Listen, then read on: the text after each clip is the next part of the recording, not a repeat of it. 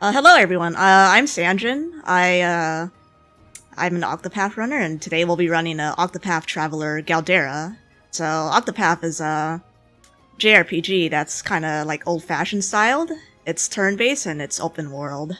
So we'll be doing a Galdera, which is a full game category where we go around doing everyone's stories, and we also kind of do a little secret a series of mini quests, and we defeat the secret boss Galdera. And here with me are my two co-commentators, Zero 1337 and Quadriceps, who are both also top runners. Hello, guys. Hey there. So one thing before we start, will I be running this in English or Japanese voices? Oh, good. Good thing you remembered. I was just about to remind you. Currently, Japanese is in the lead by about $30. So, get those Japanese voices up. Japanese voices, I see. Okay, that's convenient. So we'll be doing Tressa start. So this route will use Cyrus as our main sorcerer. Primarily with Cyrus sorcerer, we'll be doing we would do Cyrus start, but Cyrus start is a little risky because it depends on getting a first try encounter in a certain area, and grinding there just takes a long time. So just for marathon safety and because it's a lot easier to deal with encounters, we will be starting with Tressa first, but the outcome is pretty much the same. So I'm ready to go. So counting down on 5, 4, 3, 2, 1, go. So we start with Tressa because she's gonna be pretty much a really useful character. She's also very close to Cyrus, and she makes grinding a lot better, unlike with Cyrus. So we're gonna start off by buying a Wolf's Bowl, just to be able to do this chapter relatively fast, and I'll let the others explain what's going on. Okay, so Yeah. start of the game, no matter which character you pick, you gotta do that character's prologue. It generally involves like their path action. Just run around, do some stuff, talk to some people, get some background on the character and the story before you go into the first dungeon. So that's what Sanjan's doing right now. Tressa's path action is purchase. She can buy items off characters, which is incredibly useful in the run. And that's what's happening now. You're just going through the prologue, buying up items, and getting ready to go into the first dungeon of sorts. Yeah, so like Zero mentioned, each traveler, as you may call them, have certain path actions which are what they can do to interact with NPCs in the overworld. So like Zero said, Tressa's path action is purchase. But each character also has what's called a talent. And talents are basically they can be used in combat for some characters, and for others it's a passive. So for Tressa, her talent is called Eye for Money, and this allows her to basically generate money every time she enters a new screen. So you can imagine like this being useful because in higher level areas, the money gathered from just walking around is gets really high and it really adds up. And Tressa is really important for money routing because she makes the money route a lot less tight, being able to just generate money wherever she goes. So you're gonna see right here when Sanjan goes into a new screen at the top left corner, it's gonna say that Tressa has picked up some amount of money. We don't know at this point what the unfortunate souls are, but uh, this is gonna happen every time Tressa enters a new screen, and she's gonna run into a pirate encounter here. But fortunately, this guy's asleep. So basically, when oh yeah, I forgot. She's actually going to take out the pirate. So pirate gives some JP, and this JP is going to be useful later when we go over to Atlas Dam to recruit Cyrus. I just want to mention, nice double battle on the way to the cave. So on that first screen, Sanjin ran through. You generally get 3 battles. It's 2 to 3. It's more or less RNG. The way the battles work in this system, it's standard step-based random encounters. But there's kind of like it's a random amount of steps you take on each screen before you get a battle. So you can go a longer distance without getting one. You can go a short distance and get one, and that plays into the early exploration quite a bit. And one of the things you can do before you get a skill called evasive maneuvers, which we'll go into later, is you can walk to try to reduce the amount of battles you get on the screen. But Sanjin ran through the whole thing, only got 2. Moving on, I Yeah, should probably so mention the boss the we're fighting right step now. counter is really what makes exploration pretty rough. And it's kind of the bulk of the RNG in the early game and affects some of the late game as well. So especially when you go into higher level areas, getting encounter is really bad because a lot of times you just die, and that loses a lot of time. So you're really hoping for good encounter RNG, like basically not getting encounters when you're doing your exploration later, uh, later in the run. Not too late in the run. It's like early in the run, but later from now. First 40-50 minutes or so. Yeah. So the general structure of speedrunning when it comes to Octopath is the first step is always to get evasive maneuvers. So this can be done in 2 ways. The first way and the simpler way is just to recruit Cyrus, and he gets evasive maneuvers after he unlocks his first 2 scholar skills. And the other way is to get enough job points. I mentioned JP just now from killing the pirate.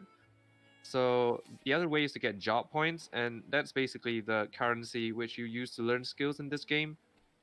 And you can go to what's called the Scholar Shrine. So shrines are basically like they're areas where you can get unlock secondary jobs, which allow you to customize your characters with jobs that are not their base job.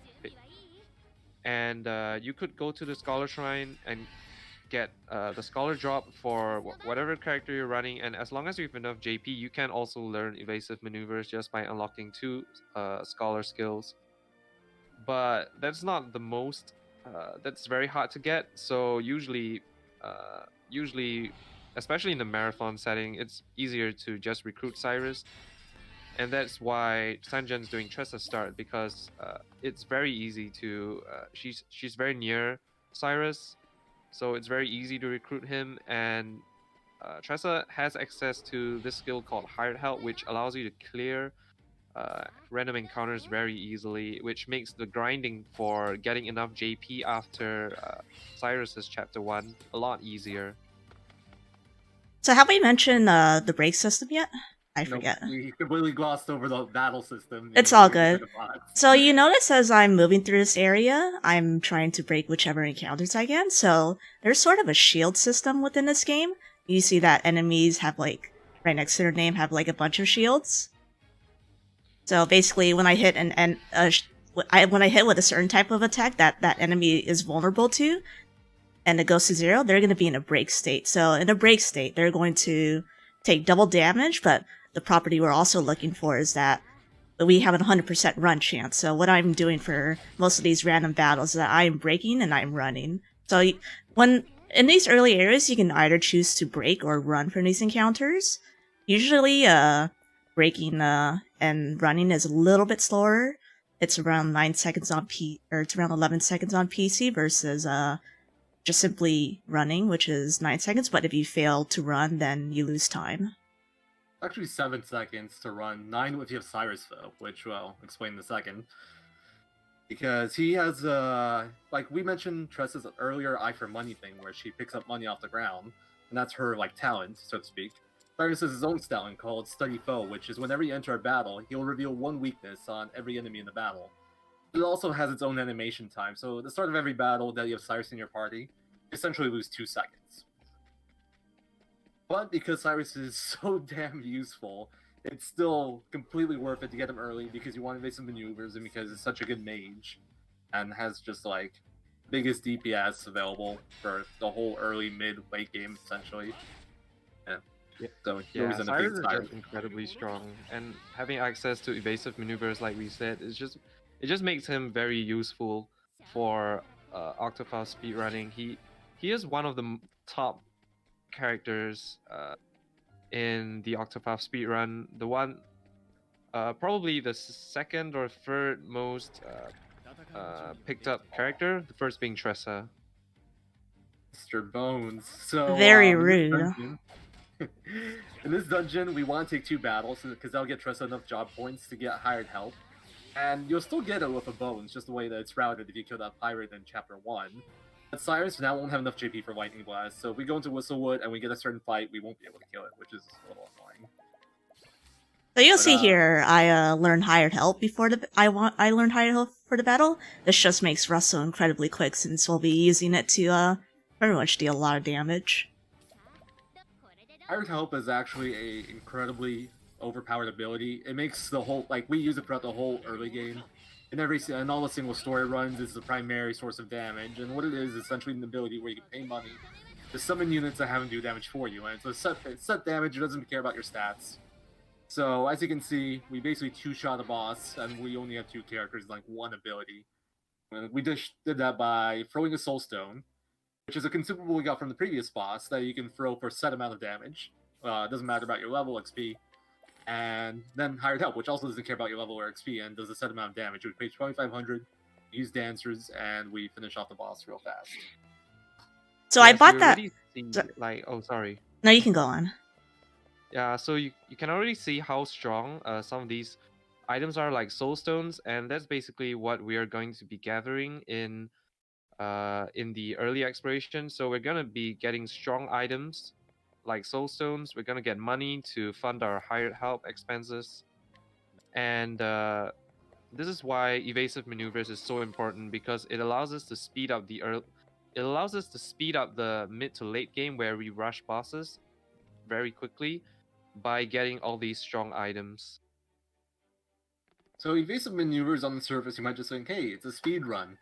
I'm not sure if we explained what evasive maneuvers done. So we mentioned how there's a step count before you get a battle. What evasive maneuvers does is it essentially multiplies that step counter by 2.5, and that's how many steps it'll take to get the next battle. And what that lets us do is it lets us get through a bunch of screens we wouldn't be able to get through without a battle. With a battle, it lets us get through without a battle. So you can access a lot of areas that you wouldn't be able to normally because you wouldn't have a way of dealing with the enemies in that area at the level and XP you're at by just avoiding it entirely. And lets us collect a bunch of money items, go to a bunch of towns we shouldn't have access to yet, way before we're supposed to be able to. So you see earlier, I bought a Thunder Soulstone. It was not only because Cyrus wasn't able to get Lightning Blast, but it's because we are going to go into this infamous area called the Whistlewood. And of course, here we go. the classic. Worst battle and an ambush. So the Whistlewood is pretty much the place we want to go because it's the easiest area to access for us, and it gives us a lot of JP as long as we have the... I'm just gonna let them kill me. I don't have time for this. Yeah. They've got the worst Then frogs we as have to well. revive them. So we want But to go here because we need to get evasive maneuvers ASAP, and basically this place is the fastest way. In this place, we want worms, or owls, or a Kate. But if we see like all frogs, it's not the end of the world, but we're going to be very sad people. this is also the reason we did Tressa start, because the battle here can give you a different amount of JP. Like this, wow. This battle right here is the worst battle to get, and it's also an ambush, so you're probably just gonna let it kill you again. But All right, that's fine. There's a chance. I don't Yeah, know if you this is want to take it. Alright, so we're taking this one. So this is the one that gives you the least JP. I should also mention that there are bonuses after each battle for how you finished it. If you do a battle one turn, you get a JP bonus, and it's just like an extra 10% JP, so that would have gotten her 5 more if she didn't get ambushed. But the reason we do Tressa start is because Tressa has a decent way to kill all the enemies on these screens with hired help. So if you get a bad battle like that, you can continue grinding out here and build up the remaining JP that you're missing. Whereas with Cyrus start, you would only get groups of like 1 here, unless you run into 2 ants. So if you want to try to grind up that missing JP from a battle with some wood, it would take way longer, it would be nowhere near as reliable. So even though Cyrus is going to be our main character, so to speak, this is why it's Tressa start for a marathon. Yeah, and Tress is gonna remain in the party for pretty much the entire run. She's never gonna leave the party, so having Tress at start is no big deal, really. Alright, can you stop giving me frogs? Like, post your frog emotes in chat, cause This is the marathon. You will get nothing but frogs in Whistlewood and outside of Whistlewood. This is how it works. I only know the frog life, apparently. Oh Oh my my- goodness. More frog. I think this is like the worst grind possible. Not even counting the ambush and the death. It's a 5 battle grind, which is actually the worst you can do as far as I know. So yeah. Ideal grind, you run into Whistlewood, you get a battle of 2 worms or 5 worms, and you just throw the soul stone and you kill it. You get howlers in there too, which are like owls, essentially. You just throw your thunder soul stone, then you throw your big soul stone, kill that. And those all give you enough job points in one battle, so you don't need to grind here. Which we finally just finished doing. You know, I have to Yeah, say so that was the worst, grind I've ever done. I think, like, I was I think almost I close had- to resetting there in a I marathon. had one Pretty like that in terrible. a Nofi race, but that's definitely just garbage tier grind. Yeah, so it seemed kind of bad, but the chances of getting okay, it is bad. It is bad, but the chances of getting a good encounter in Whistlewood is about 33% if you're including howlers. So for Cyrus, if you don't have access to Lightning Blast for Cyrus start, then it's 25% because the howlers encounter are 8%. But there's always the chance of getting ambushed, so the chances are lower than that actually. But And with that's why Tressa, you everybody can hates just take Whistlewood. you can just get any encounter, and you can grind the remaining JP outside, which is why Tressa start is so much better for marathon. Right. And there we just entered a shrine, as we call it. So what those shrines do, Quadriceps mentioned it briefly earlier, is they essentially give you an extra secondary job. So that was a scholar shrine, which means we can we make one of our characters that isn't a scholar, aka Cyrus, into a scholar as their secondary. And that'll get used later on. It's not super important. Oh god dang it, that's but not we where I already have wanted to Cyrus. teleport. Maybe. Don't mind me. So And, I normally do not pick up the soulstone there, but I brought it in as marathon safety in case we get a certain encounter somewhere, aka Gold Shore, because that place is cursed. the 30%. Thunderwell clears everything there, right? Yeah. I think a large soulstone kills any encounter there. I think 30% I marathon think a safety wind spread, dam actually clears a lot of stuff too, but not everything. Not the Buccaneers. I could be wrong on that though. I'm a bit rusty with my encounter knowledge. I haven't been playing this game as much. So now we pretty much, after that, fun Whistlewood, extravaganza, we're gonna go back and go down to a slightly more boring part. So now, for the next, 30 minutes or so, this is pretty much just all exploration. We're pretty much gonna be traveling around the world, tagging places, and, trying to round up items for our, future, world domination, quote unquote. I should mention this game has a really nice warp system. You saw it briefly there when we warped to Ripple Tide. But essentially, as soon as you enter a town, you can basically at any point, with some exceptions due to story, you can hit select or go to world map, click on the town, you can warp there. And it's incredibly convenient, both for the speedrun and even casually. You don't have to waste a bunch of time running between towns if you want to go visit somewhere else. Movement is very free in this game, and it's very nice and pleasant to play with. Yeah, Yeah. so now we're gonna go on exploration. Sanjan briefly mentioned we're gonna be tagging towns. I also mentioned earlier that we're gonna be gathering resources. So exploration has a few purposes. So those two are important ones. Another point of exploration is also getting like more shrines, which Sanjan is doing here. So here we're getting warrior shrine. So shrines are scattered in the what we call like the second ring of towns. So for all chapter ones, those are in the first ring. The second ring is where like enemies start to get tougher, and it's where chapter 2 and freeze. chapter 2 and 3s take place. And the third ring, the outermost ring, is where all the chapter 4s take place. So shrines are scattered around each of the second ring maps, and we're gonna be going around gathering shrines. So when we actually do get to finishing the bosses, finishing the later chapters, we have a bunch of we have a lot more flexibility when it comes to routing fights. And like I mentioned, also just going around gathering soul stones, purchasing items with Tressa. This is very important because Tressa's purchase really allows her to get a lot of strong items, a lot of strong armor, strong weapons, and also allows you to purchase soul stones and a lot of utility items like pomegranates. So we haven't mentioned this in the battle system. Um, each character starts off with 1 boost point per turn. We call it BP, and they gain 1 BP at the end of each turn if they didn't boost that turn. And boost points are basically used to make your attack stronger. For like normal attacks, they hit more times, and for buffs and debuffs, they increase the duration of those skills. So boost points are a critical part of Octopath, the Octopath battle system, and it's going to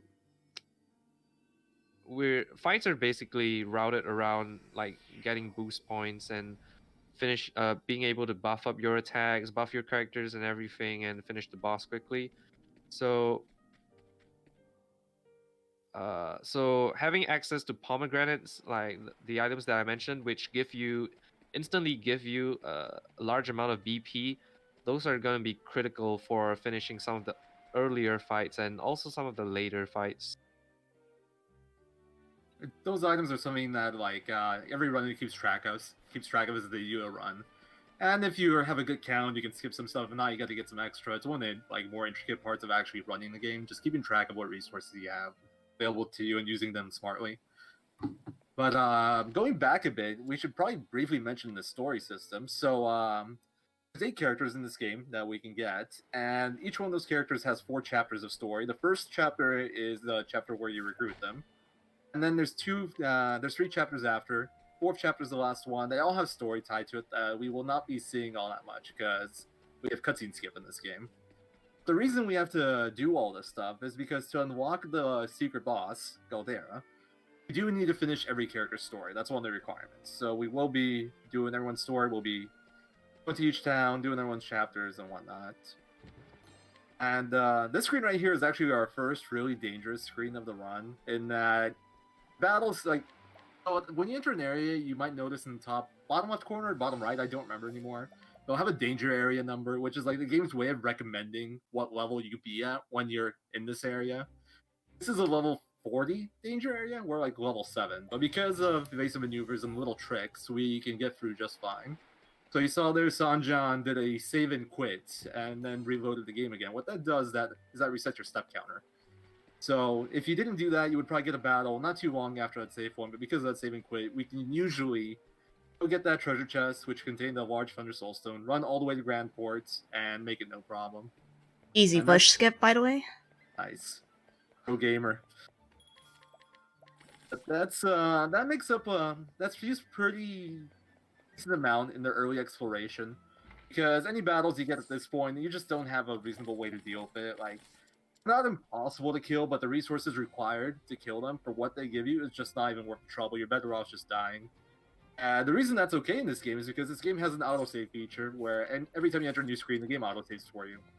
So if you do get unlucky, you get into a random battle on one of these screens, most of the time they'll just kill you, and then you reload your autosave and you try again.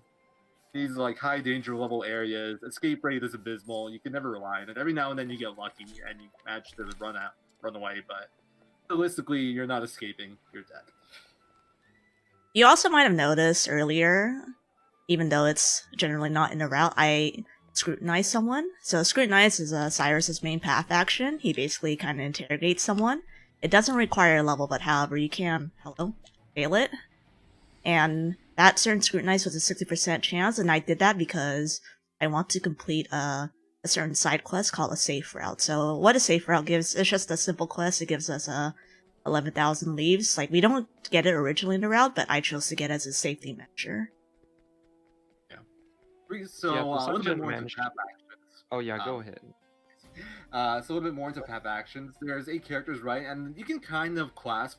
There's like, you can say there's 4 different classes of path actions. 2 characters have an ability which lets them like have an NPC aid you in battle, follow you around. 2 characters have a path action that lets you get items. Farion and Tressa. Farion steals, Tressa purchases. Cyrus and Alphen have Scrutinize and Inquire, which is you get information off NPCs. Sometimes they reveal hidden items. Sometimes it's something for a quest. Sometimes it's nothing but just some background info. And then you have Haunted and Oberic, who have Provoke and Challenge, which is like you can fight NPCs. And they're classified into what we call rogues and nobles, kind of. Whereas where nobles will certainly like have some kind of requirement to pull off the path action. For example, Triss has to pay. Alphen's Inquire has a level requirement, same with Ophelia's Guide and Obric's Challenge. So in this speedrun, those aren't as useful because we generally do stuff fairly under level. We never grind out, we never gain a bunch of levels early on. So those are fairly limited. But rogues like Farion and Cyrus, their actions are tied to success rate that's based off level. So they can do it at any level, but they can fail. And if you fail a path action, you lose some reputation in a town. And when you lose 5 reputation in the town, you have to reset it, and that costs money. So the reason that Sanjan got that safe route quest, Scrutinize, is so later on when we need to do a different Scrutinize, she fails it 2 times, she has a way to back up the money required to restore reputation in there twice. Because it's 8,000 per reputation restore. It's quite pricey. Yeah, unfortunately, having to send bandits on the whole armada of frogs has kind of made us poor as well. So any money we can get is very nice. I think Oh Cyrus yeah, route those has bandits it are too. expensive. They can But, add up. yeah, definitely. With with Ophelia route, if you start Tressa and you don't get a Kate, and you have a grind like that, you can actually sometimes run out of money before you buy the nuts in Victor's Hollow, which is just super awkward. But I don't think Cyrus route has that issue. Luckily. Yeah, so we're gonna start Tressa chapter 2, and she's basically just gonna be purchasing some stones, some required story stones. Then Sanjan's gonna purchase some extra soul stones, some medium and large soul stones, and you're gonna see something pretty interesting in a bit. Right after she purchases the final story required stone, she's actually gonna teleport to Stoneguard, I believe, and basically in the middle of Tressa's chapter 2. And this is what because the next part of Tressa's chapter 2, after you purchase like all the stones, you need to go into the previous screen and you need to have some cutscenes, but it's kind of slow to do that because you need to run all the way back down, and screen transition is kind of slow. So this is gonna be seen throughout the run. When you need to backtrack, usually we teleport to another place where we have something to do, and then we can teleport back into the previous screen and do what we need to do from there. So what Sanja's gonna do in Stoneguard is actually she's gonna purchase 2 very useful items. Okay, one of which is not really gonna be used until the late game, but she's gonna purchase Elemental Augmenter and Mighty Belt, and these essentially increase the damage of your characters. So Elemental Augmenter gives 100 extra elemental attack, which by the way is a gargantuan amount of elemental attack for an accessory. For Mighty reference, you cap out on non-HP stats at 999. That gives over 10% of the maximum amount of elemental attacks you can have.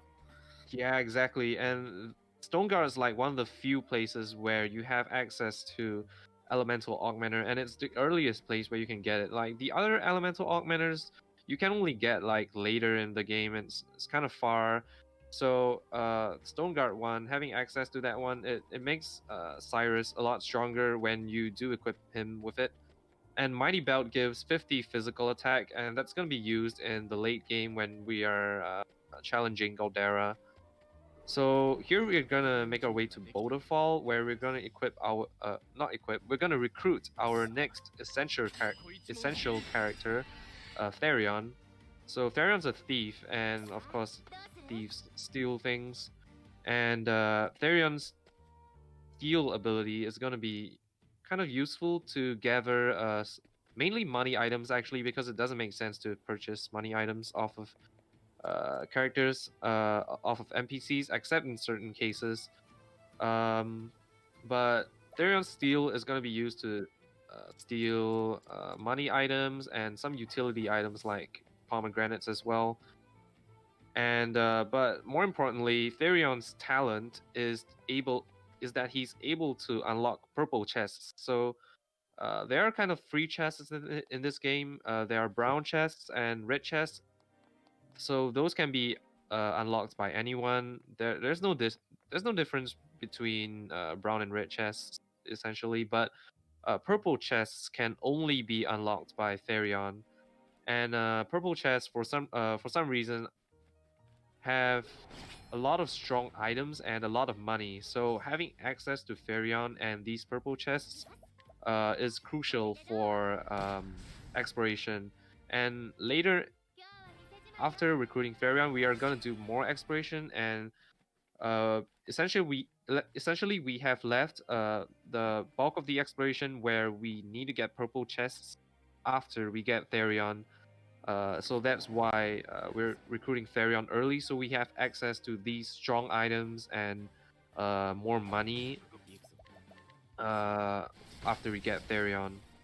And here you see the power of Soul Stones. We're just gonna finish Heathcote very quickly just with a large soul stone and a medium soul stone. So in casual play, you have to you have to lower his shields, break him, maybe buff your characters, and deal a bunch of damage over a few breaks.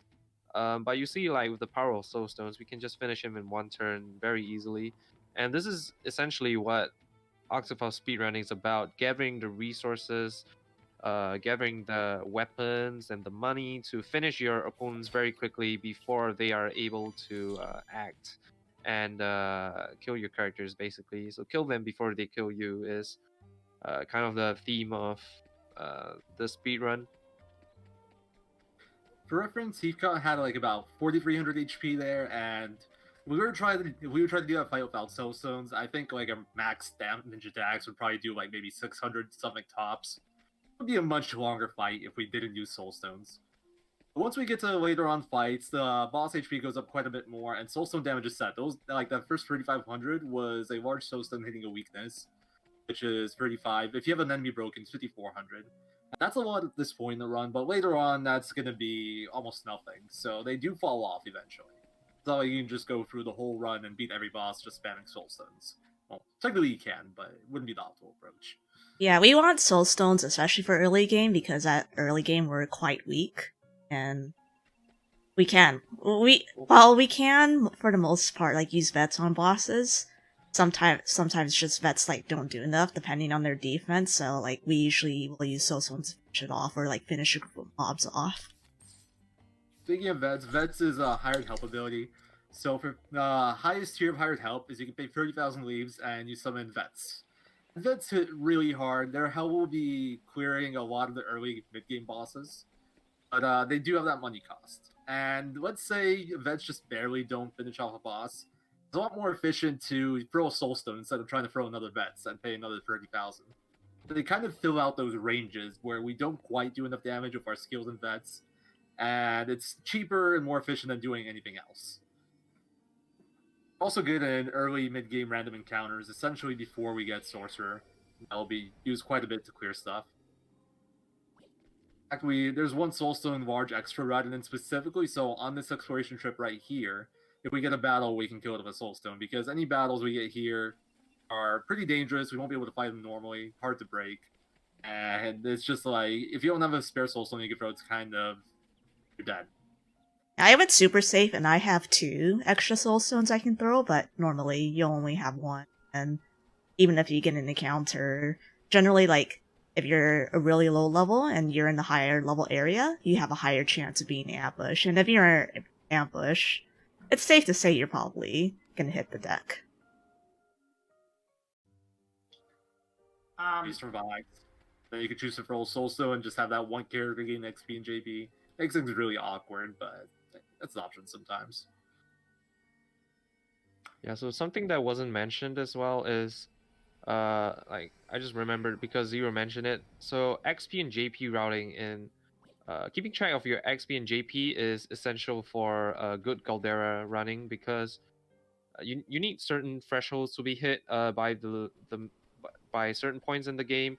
You need enough JP to learn certain skills, and you need like enough XP on, for example, Ferion to be able to hit certain levels to improve steal chances and get enough damage on Galdera as well. So being able to keep track of your XP and JP is essential for a good Galdera runner. There's a lot of thresholds you just kind of want to watch out for. So if you don't have Snatch before Dre saying, that's a problem. That's a really uncommon one, though. One of the more common ones is to not have enough enough JP to teach. I think it was Boost Start, not Boost Surpassing Power before Winnahill. Surpassing Power and BP Eater as well. Or BP Eater before Warner. And in very rare cases, if you go for a run where you don't get a lot of battles, sometimes you don't have Balgar's Blade for the first battle of the Gauntlets, which is fun. But it generally kind of, as long as you just take the battles you get, for the most part, you'll be alright. The game kind of hands you the battles you need to stay leveled up. If you take them, you'll always be good for the most part. And if you want to run at a high level, you definitely want to minimize those battles and try to run where you can and where it makes sense to. And just take the bare minimum required to get everything that you need. Also, we've been doing a bit more exploration. We tagged a few more towns. We tagged Victor's Hollow, tagged Still Snow. Those are both Chapter 2 towns that we'll be revisiting later. We went into Maw of Matthews. Was that the name? Maw of the Ice Dragon. Oh, that's right. Oh, I'm thinking League of Legends. What's wrong with me? That's what we guide them. Anyway, but there we're just picking up some chests with money and items. We picked up a really nice purple chest in Maw called. It gives you an adamantite hat, which is the best headgear in the game for giving elemental attack. That's gonna go on Cyrus later. And that was a purple chest actually. So without Therion, you can't get that. Yeah, so you can see like the routing that went into this, basically putting all of the purple chests after Ferion. So we're gonna go to Marcelim in a bit as well. We went to Grandport earlier. Grandport didn't have any purple chests, but here we're gonna go to Marcelim, and there are a few purple chests in Marcelim. There is actually just the 20k. I was thinking like Viper Dagger, but we don't get that. But there is another money chest in Marcelim that gives 20k, but it's hidden inside the purple chests. And right in a bit, we are going to go over to Everhold Tunnels as well, which is my least favorite map in this run. But in Tunnels, there is also an item locked behind a purple chest, the Knowledge Staff, which is a very strong staff for this point in the game. Pretty much any point in the game, actually. It's one of the strongest staffs, and it's going to be used on Cyrus. So again, you can see like the importance of having Ferion for exploration. Can I make a few announcements before we get to those places? Sure, go ahead. Oh, yeah, sure. All right. A little bit ago, we had $20 from Sunny Muffin saying, "Good luck on the run, Sanjin. Boba's better than bagel bites, better than pizza rolls." Heck yes. And I'd like to make one other announcement about donations real quick. Is some of our bid wars involve naming either a Pokemon or a saved file. Those have recently been added to the Tiltify page. However, instead of donating to it like a normal bid war, what you can do is you can use exclamation point file name in chat to see the current standings of the file name polls and put your file name in your donation comment if you want to put your donation towards that. So make sure you pick a good name for tomorrow's Pokemon runs, because we got 2 things you can name during that block.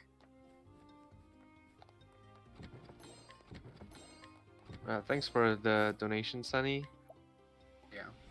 And I And I agree. do agree that Boba is Boba the one. is amazing. Boba lovers unite. Is that gonna be the new thing? It's gonna be a freeway now with Boba always winning. Yeah, when did Boba come into the mix?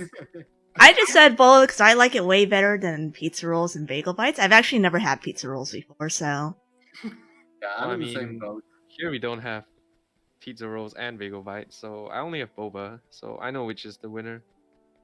I see. I kind of want to transition this into a bagel bites pizza rolls discussion, but I feel like none of us have tried enough of them to really be able to carry that for another 3 hours. So I guess we'll talk about the game instead. All right, so Everhold. Everybody loves this map. Everhold is kind of a cursed map. It's too long to run all the way to Everhold.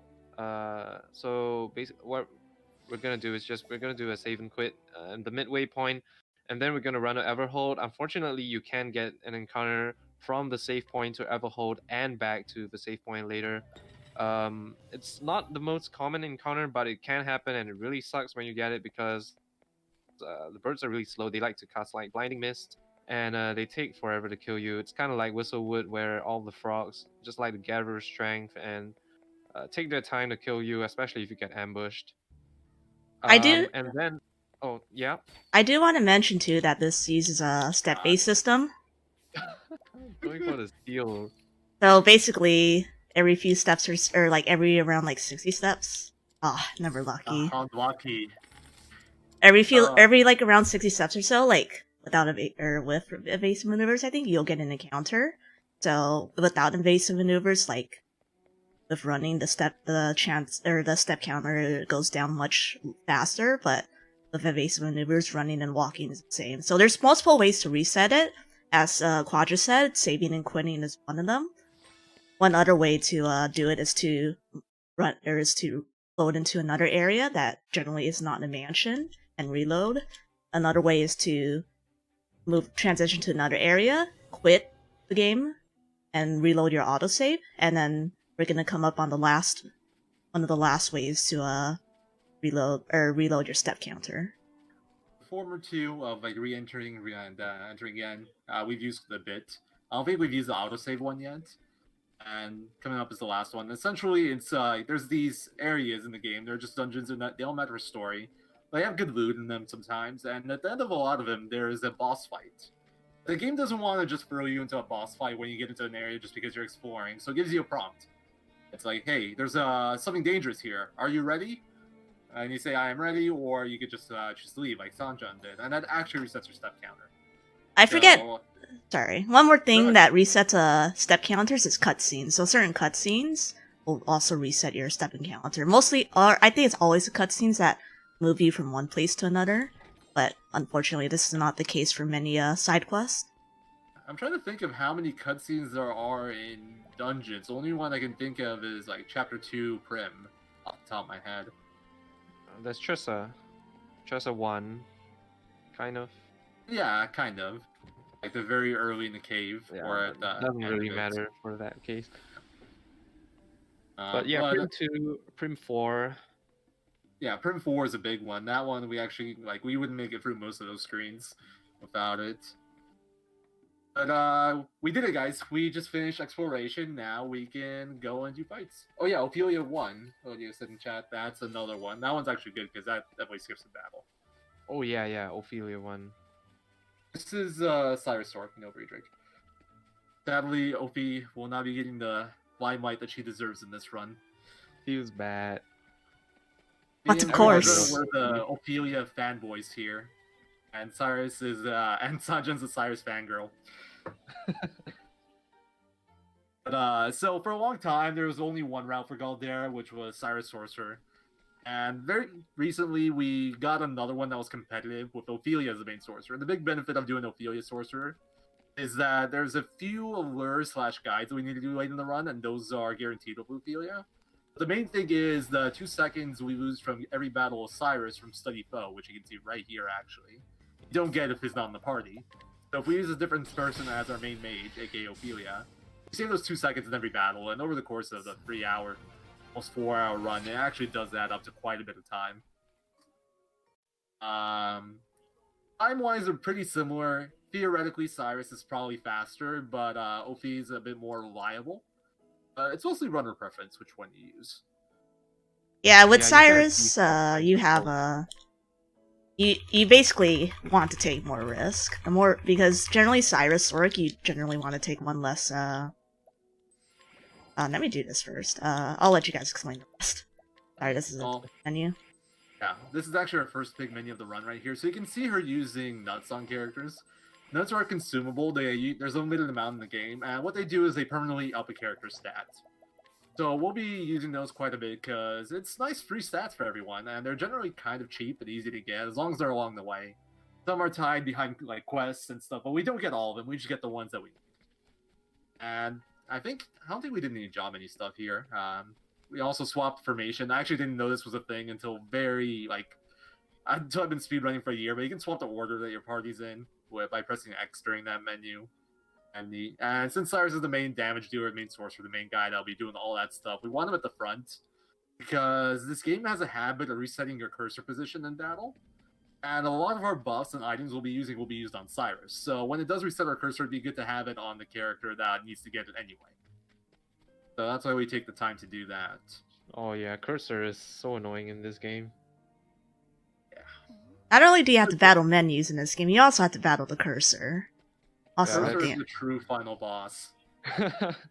I've lost a lot of time to cursor, not gonna lie, and every runner has actually. So Sanjan mentioned, or Zero, both of them were mentioning like differences between the new Ophelia route and Cyrus route. So the allures and guides are one thing, and some of the menus are also different.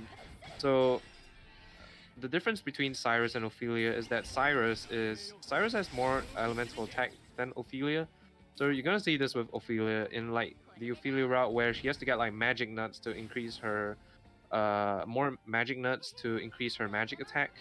But for Cyrus, he's also less bulky than Ophelia. He has less defense, less HP, and everything. So he's gonna need to get some nuts to increase his bulk to be able to survive some attacks. And you also have to take some risks on some fights, like Matthias and Esmeralda, um, because your characters don't have as much bulk to be able to live those strong hits. So those fights are slightly riskier with Cyrus as well. So Ophelia's Sork actually takes Alphen instead of Cyrus for most of the early game, and Alphen has quite a bit more bulk than Cyrus. So that's why Ophelia can afford to take much safer battles, because Alphen much more bulkier, and because he's more bulkier, a little less resources to survive, and that can go to other characters. It also adds a bit more damage to the party overall, because Ophelia and Cyrus, they kind of do the same job. If you have them both in your party, only one of them is going to be outputting damage via spells. Though with Alphen, you have access to Amputation, which is an apothecary skill that does a decent amount of damage, even early game, if you give him the right gear. The right gear being a Death Cleaver. We also did our first equipment menu of the run, might have noticed earlier. Gave some defensive items to people, but the really notable part is we equipped Cyrus with a bunch of elemental attack boosting stuff. We gave him Knowledge Staff, the Mantite hat, Sorcerer's Robe, and Elemental Augmenter. Which I think gives him like somewhere around like 600 or something elemental attack at That's this a point in the lot game. Yeah. of elemental attack. He's The like other thing- level 8 too, and usually at level 8 you're not supposed to be doing 6,000 damage. Yeah. 6,000. With like a boosted spell. Other thing that's notable about his equipment though is the Knowledge Staff has a maybe slightly under luck value in that it actually gives you 99 speed as well. In a lot of battles you want to clear just by casting a spell with Cyrus right away. At 99 speed, it lets him go first a lot more often than not, which is very Easy nice speed. because generally if you're not first, you're after all the monsters if you're this underleveled. So it lets you clear the battles a lot faster and a lot safer. Yeah, speed is kind of a meme in this in Octopath speedrunning. It's like we give speed to characters to allow them to go first more often, but they never really do anything when we need them the most. There is another property of speed though. Speed actually, I actually didn't know this until recently, but speed actually reduces the chance of you getting hit by a critical hit. It's not your Okay. crit stat; it's your speed stat. I didn't mean to ask about that. Has that been confirmed by anything, or is this still just speculation? It's I think confirmed it in is the confirmed in like the guide. official Oh, guide, whatever really? you call it. Yeah. Really good to know. That's awesome. That's exactly why, like, you'll try to see me, like, favor speed for some battles, because some battles Cyrus can get killed by a crit, and I don't want that. I guess that's why knowledge staff on Valagar then reduce the chance of that crit. Yes. Makes sense. That's cool. I didn't know that. Classic. Uh, Also our favorite Oh, here we have the monster. salamander. Also, nice speed right there. Ophi, our slowest character, going first. Cyrus, our fastest character, going like near the end. And this is pretty bad because 2 people die. Generally, what we do here is we just try to revive people and kill next turn because we do want the XP and job points from this. But Doesn't look good here. yeah, I think you'll be okay. Might need to take one more turn. Actually, Tressa gets hit here. Hopefully, she won't. There we Alright, go. nice. If Tressa got hit, I would have left her dead, because she actually has extra Yeah, stats from starting with Tressa. So yeah, that's part of the decision making I have to do, like, for these fights. What character is going to leave behind in the dirt? Essentially, when we get ambushed. But if she did die, it would have been pretty bad to recover her because Cyrus was going right after.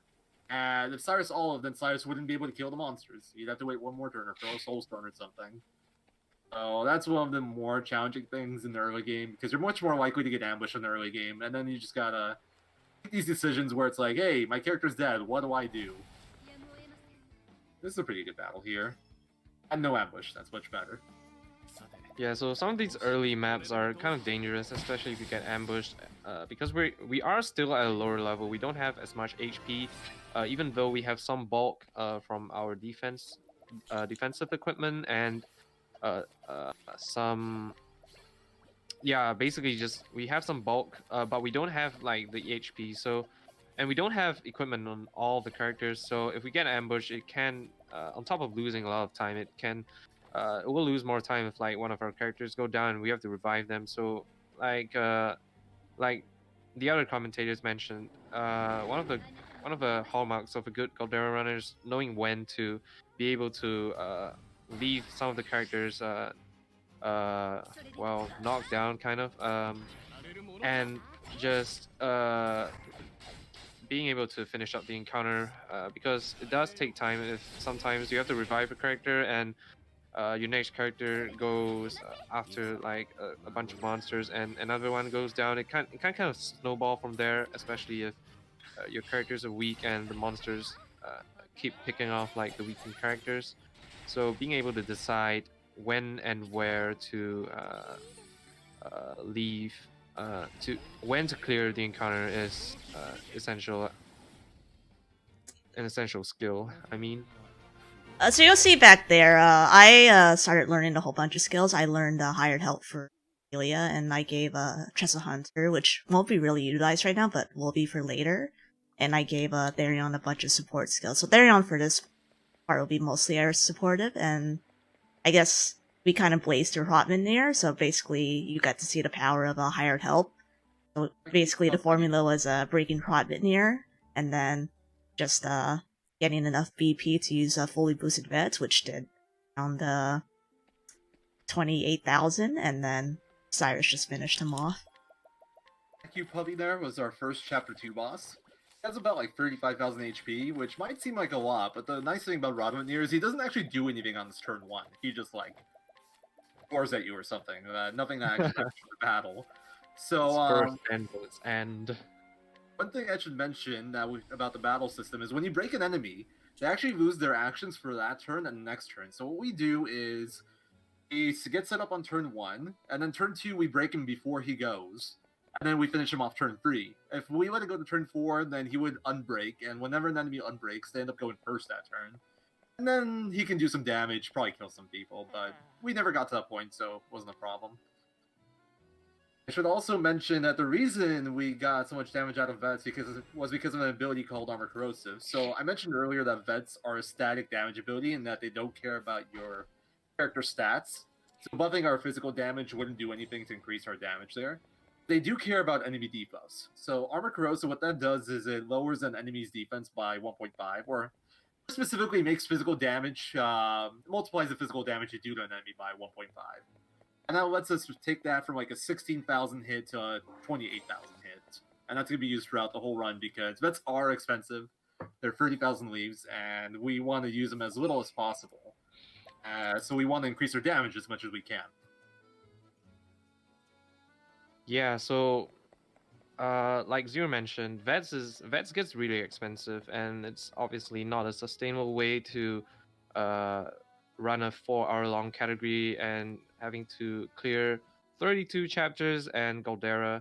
So this is why most pretty much all competitive Galdera routes revolve around getting early sorcerer. So sorcerer is very important for the route for a few reasons basically. The first is, well, it does a lot of damage. It clears random encounters very easily because all of its attacks are multi-hit. Sorcerer gets very strong. It is strong in the early game, but it gets very, very strong in the late game because you can stack a lot of buffs on Sorcerer to multiply the damage by an incredible amount compared to like a job like Rune Lord. Rune Lord is strong with like Balagar's Blade, but you can't stack as many buffs on Balagar's Blade as you can with like Ignis Ardere or Ventus Salter, for instance. So Sorcerer is really like the crux of all Galdera routes, and it's gonna be used pretty much throughout the entire run. That was a nice fight right there. So something we should mention, going through screens like between towns and stuff, once you're on like ring 2 and on, generally the battle you get as the first battle of every screen will be the same. So on this screen right here, we will always get that 2 lizard battle. And it's a higher level battle than we are right now. It's like a danger level 40 area, but those guys only have 2 shields, they're weak to axe. So if we can get a merchant to go before them and just boost bandits to 2, that hits both enemies with 2 axe hits. Let's just break him, and then we just buff up Cyrus, and he takes care of him pretty easily. And that gives you pretty decent XP and JP for where we are in the run at the moment, for where we are in the game. And I should mention this is a newer addition to our route, like last half a year, I don't know. We'd usually have this trip to this town later on in the run after like Sorcerer somewhere. But the reason we do it early is because we can get that battle early, lets us get some extra XP JP early at the cost of some overall JP later on. And lets us get that empowering necklace we bought there, and that early magic L nuts. That magic L nut gives you like 44 elemental attack on... Actually, that number might not be right, but a bunch of elemental attack on Cyrus, and the empowering necklace is the accessory that gives you 1,000 HP, which is a pretty humongous amount. And it just lets us go through everything a lot smoother. Before, we used to buy a lot more empowering bracelets, which we did earlier. It's a plus 500 HP accessory that that's the best way to essentially survive the early game. You just buff HP up. It gives you you get a lot more value doing that than buying elemental defense or physical defense, just because that's how the game's designed. And because we buy that necklace, we can buy less bracelets, and we were going to buy that necklace at some point on later on anyway, so it helps out a lot the money routes and makes the early game a lot smoother. I want to mention about those pairing bracelets, so that 30% scrutinize on Saint's Fridge that we talked about quite a bit earlier, that's probably one of the first dangerous scrutinize, the second or first, depending on if you start Cyrus or Tressa. It's probably one of the more dangerous scrutinize. It's the 30% chance, and it can literally... There's times where it has absolutely trolled me, so thankfully we got that second try, and that enables us to buy bracelets. What was your PB? 27 fails, I think? Like 20 or something. It was terrible. Yeah, it can be really silly sometimes. It's 30% overall. Your percentage of getting it within 5 tries is like 83. And, you know, it's individual 3%, and the previous rolls don't matter overall for your current rolls, so you can definitely go and just troll you like crazy. You can fail more than 10, no problem. And for every 5 you fail, that essentially costs you a lot of time and 8,000 leaves, which is a pretty significant amount of money. 1 can be recovered, 2 gets harder. That's why Sanjan did that safe route quest. Like, any more than that, it gets really ugly, and you have to improvise quite a bit. At that point, you probably just reload an autosave and get your money back. Which is slower, but you get your money back. And here we're doing our first chapter 3 boss of the run. This is Ophelia's chapter 3 right here. But these guys, they don't attack you at all early, first turn. All they do is lock weaknesses, but they do attack you turn 2. The one on the top, Mystery Man, he'll either do an elemental AoE attack or he'll do Arcane Blade, which is a single target, really strong single target. He'll basically kill anyone in our party at this point. And the guy at the bottom will do this. He'll do Luminescence, which is an AoE, and he'll do a heal more. I don't remember if that was the one, but heal wounds. And he just heals in both for 800, which we don't really care about. We want to break the top guy first, so he doesn't have a chance to do Arcane Blade and potentially knock someone out. We need all our characters alive. And setup-wise, we're just lowering their shields with Corrosive, kicking them with Hired Help, and eventually we just smack them with our Scholar Skills and Vets, and they both go down at the same time here. So it's a completely scripted fight in Galdera, although there is that risk of if you go for a Spearhead turn 1 versus the top guy, there is a chance you miss. That's one of the reasons we give Trust a Hunter. Whenever you have a secondary job, not only does it give you access to their skills, it also gives you various stat buffs. Generally amounting to 20% stat buff, like overall. So Hunter is the biggest accuracy buff as well. It's like we use that for the skills, but we also use it for the accuracy buff, so that helps you not miss there. I do believe Sanjan also got like the Unerring Bracelet. Was that equipped on Tressa? That was equipped on Cyrus. Cyrus, okay. I guess for like E-Break later. Yeah, so since we only go through Grand Port really once, and we don't buy the Adamantite Shield, not like we just buy the Unerring Bracelet, and you don't have to equip it, but for me it's just personally useful. But you want you also need it before Gideon because we did Gideon much earlier. But basically, we want Iris. So basically we want Unerring Bracelet because Elemental Break Lotto was a thing for some bosses, as we affectionately call it. Overall, accuracy doesn't matter too much for the course of the speedrun because magic skills can't miss, and vets or like every hired help ability only misses on Kates because they have like 999 evasion, I believe. That's the only enemies that can really miss. But there is a sorcerer ability called Elemental Break, which is a one physical staff hit that also reduces elemental defense by 1.5, kind of like how Armor Corrosive does physical defense. That's used a lot later on in the run. And there are bosses with high evasion later on that we can't miss that on. Specifically Gideon, Esmeralda, and Winhild. Hild being the trolliest one, and we don't have an airing for that one, sadly. And then there's like Lake and Gauntlet fights, but those are easier to recover.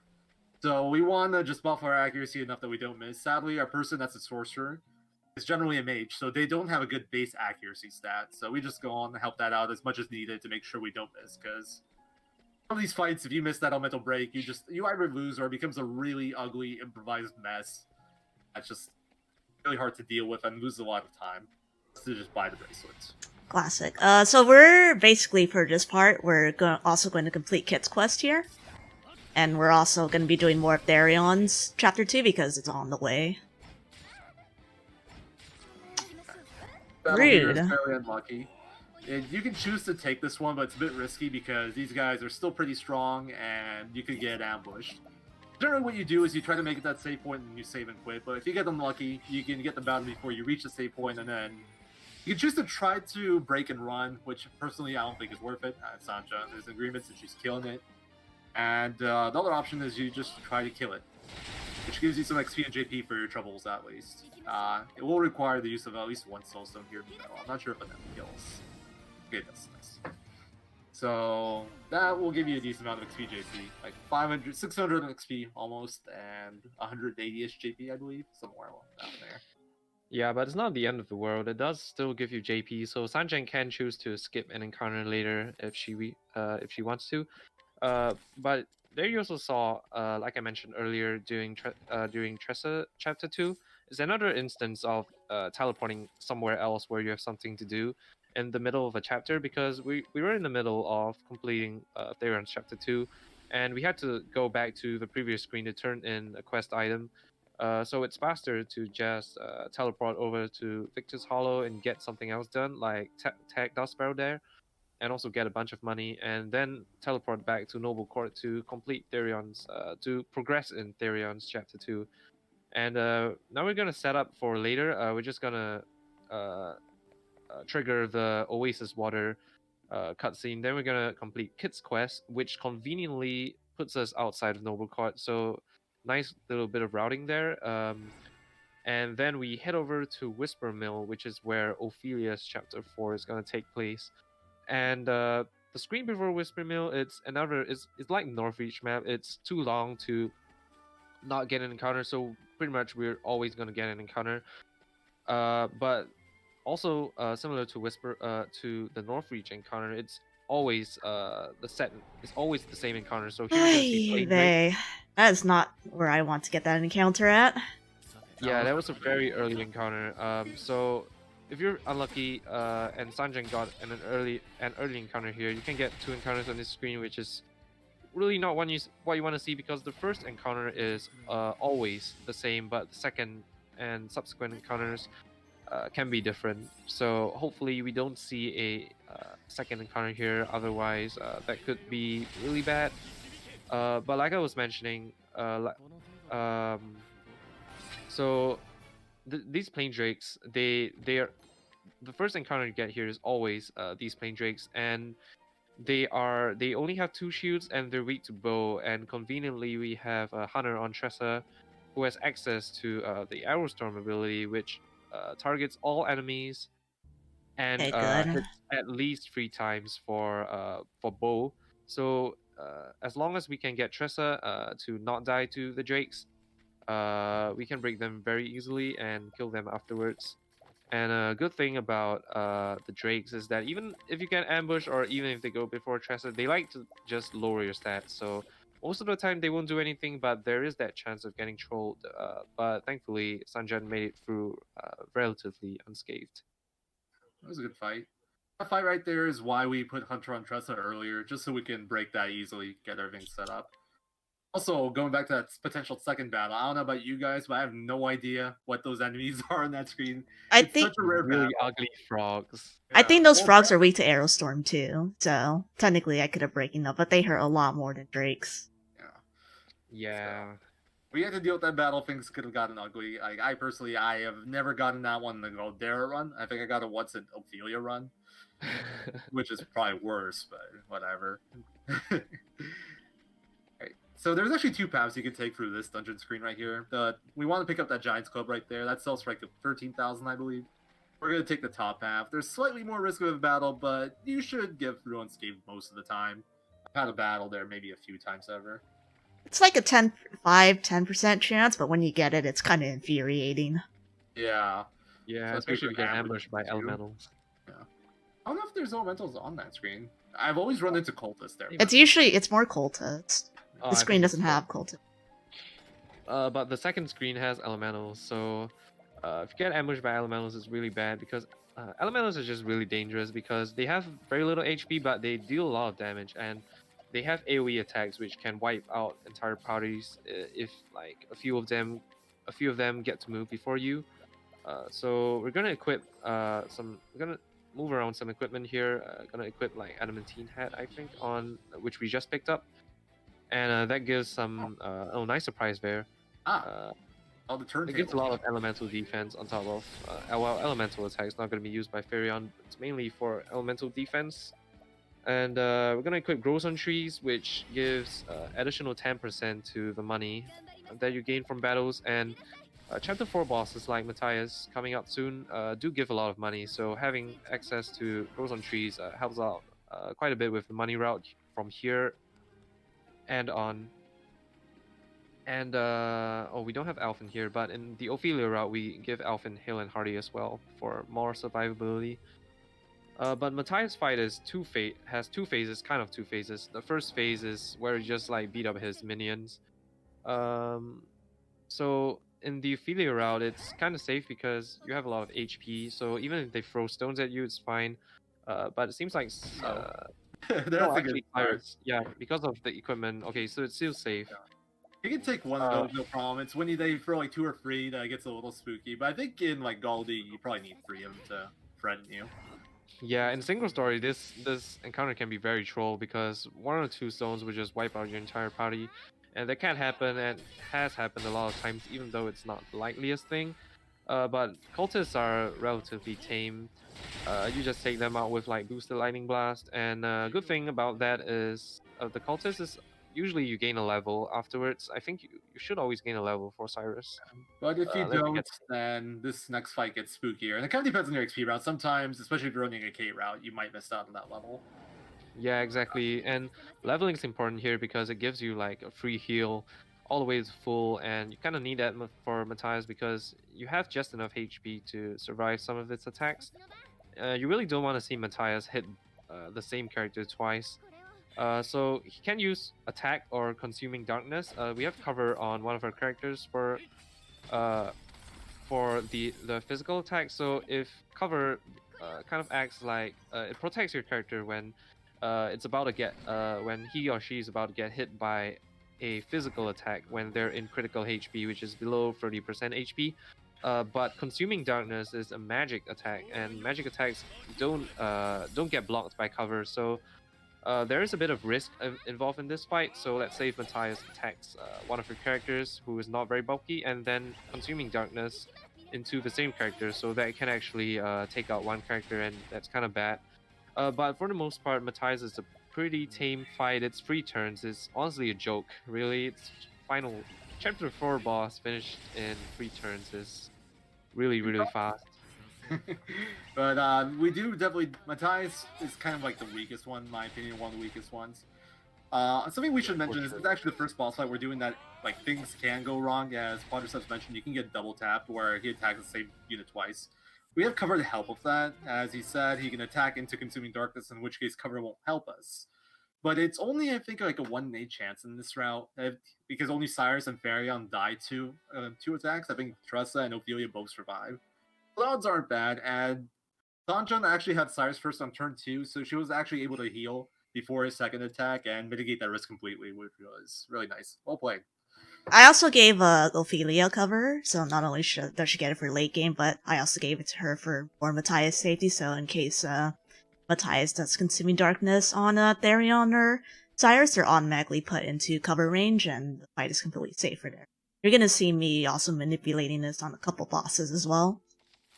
You generally just want to see Consuming Darkness first. If it's Consuming Darkness first, you're safe. Unless something's like off route or something. Yeah, So exactly. when I was going through your route, I totally missed that cover. And then I got to like the end game menu and I saw cover on Ophelia. I'm like, wait a second, when'd you get this? Through the whole thing without it. It was kind of funny. Like, oh wait, that makes sense. I forgot about the Maddie cover. But that was our first chapter 4 bus done. We just finished Ophelia's story. Sadly, what this kind of means is that we don't have much use for her anymore, so we're gonna do a few more things with her.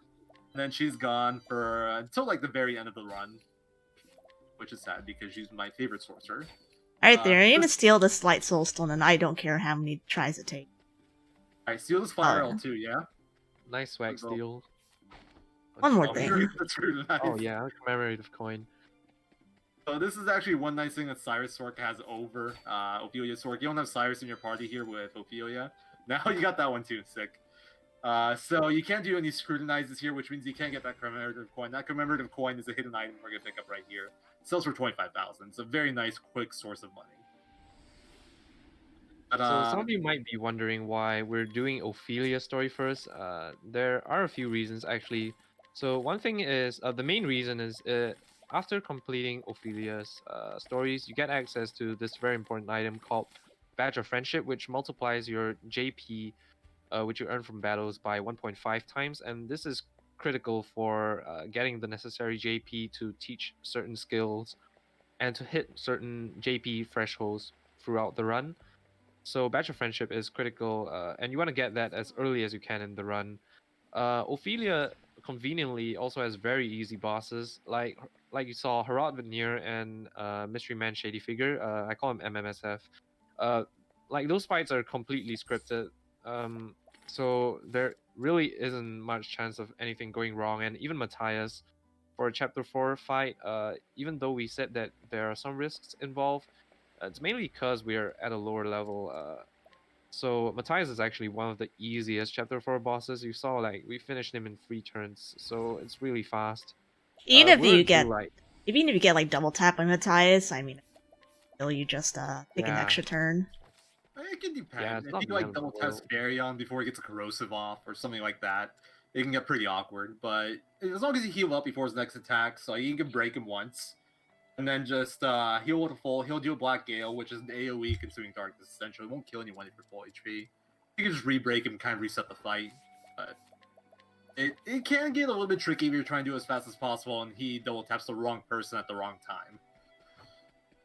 Specifically, in my opinion, Fairy before Corrosive, that one's brutal.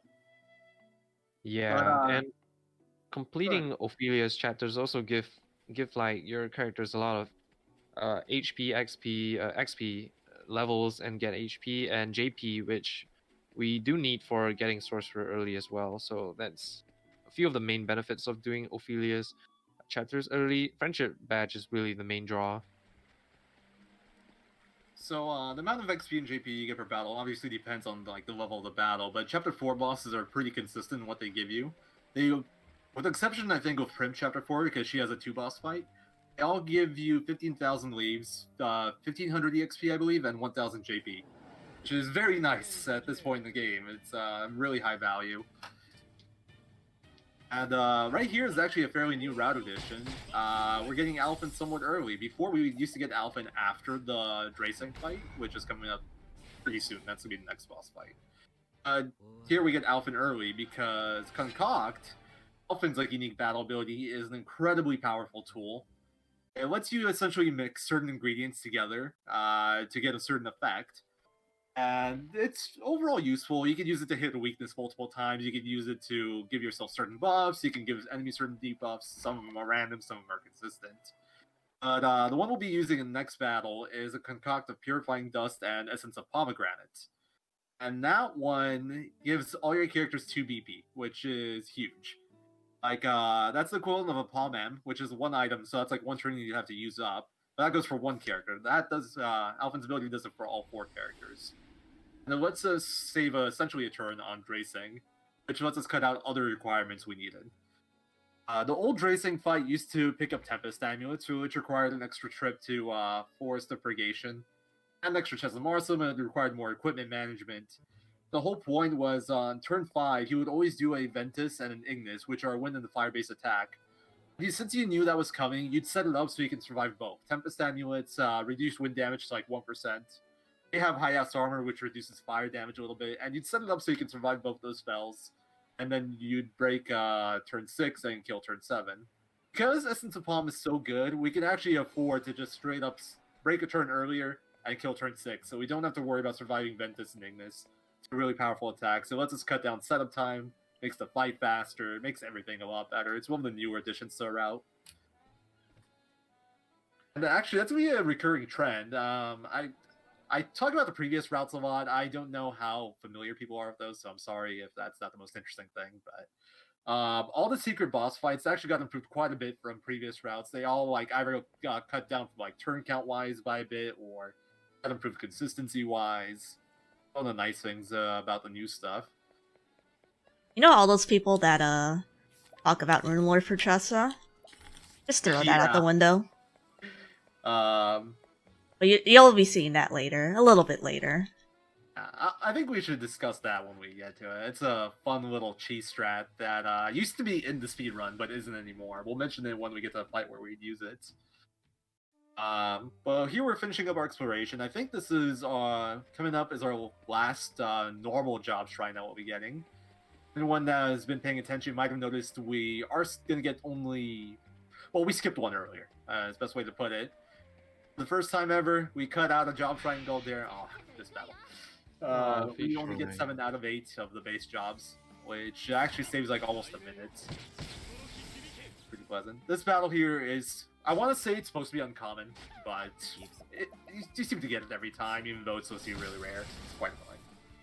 Yeah. I think it's like 30-40%. I get this more than I would like, but this battle's just annoying, but it's not as bad because you actually get a decent amount of JP, but not something I would like to see. And then Alphen gets amputate and Oh no, we don't have friendship. donate BP. Yeah, that's the annoying thing about it for me personally. You want to do your next menu right after Thief Shrine because you want to do stuff with the Thief class that you're getting here.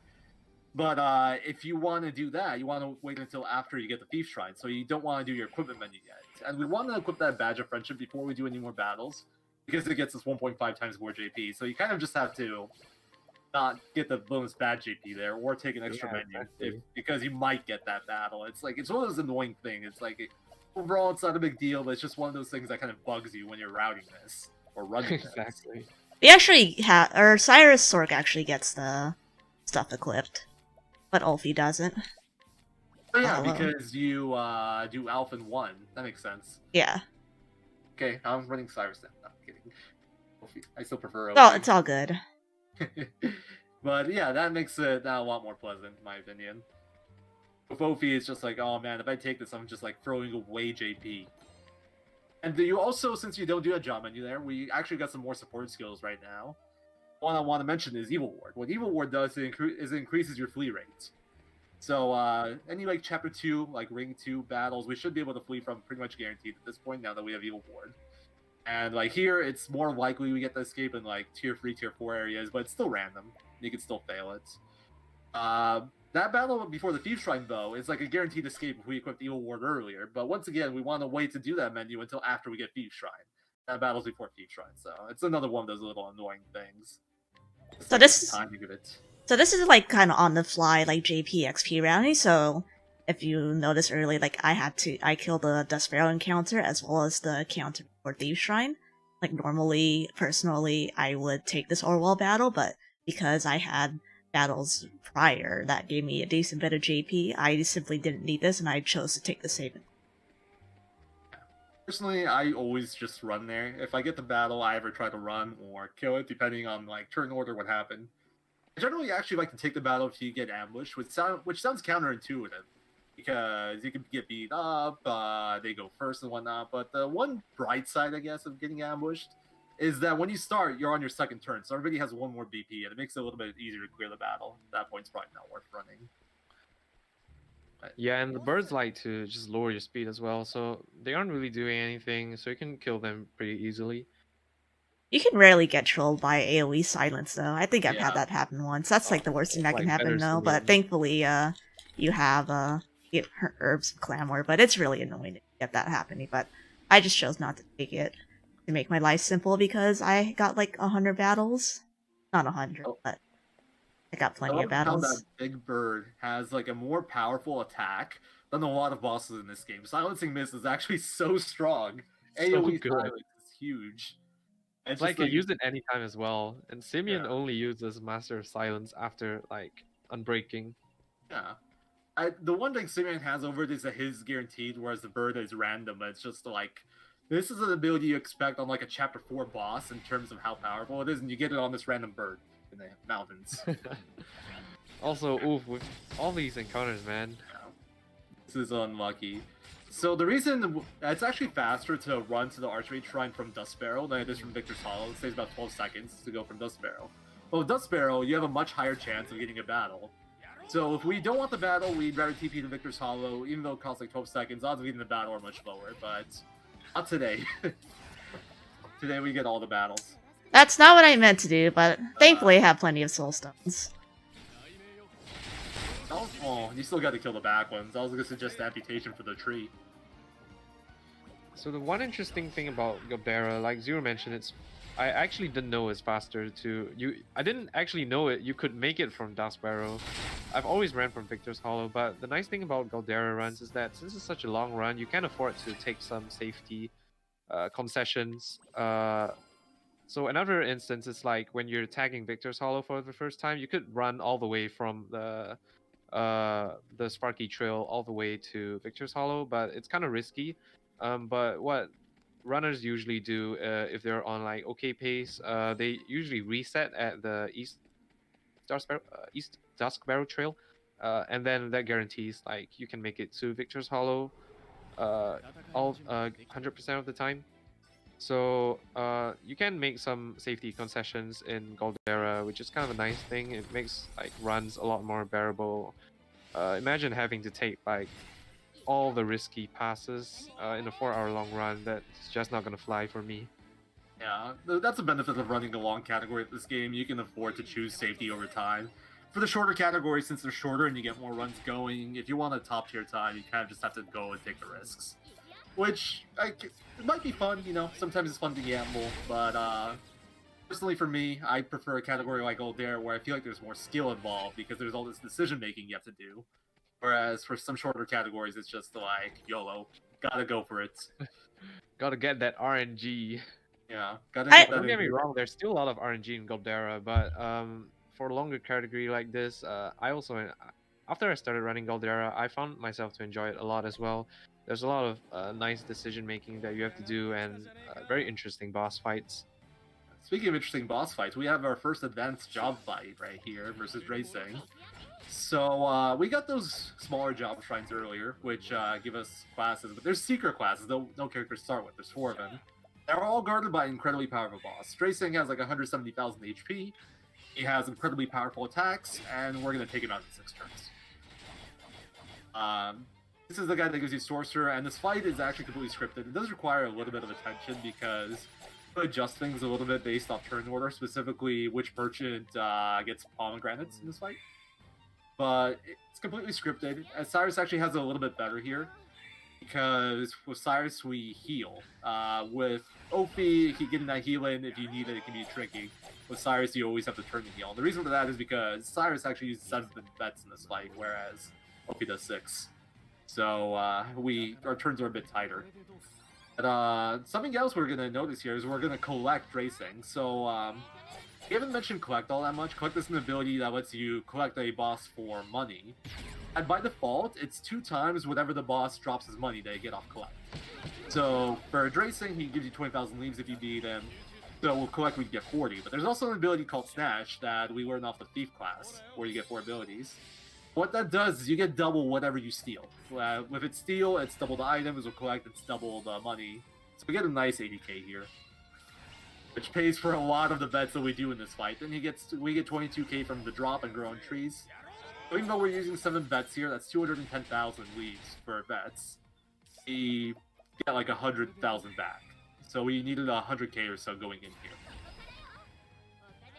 And at this point, we still don't have that much damage, so our main source of damage is still veterans. As you can see, we're spamming the hell out of those.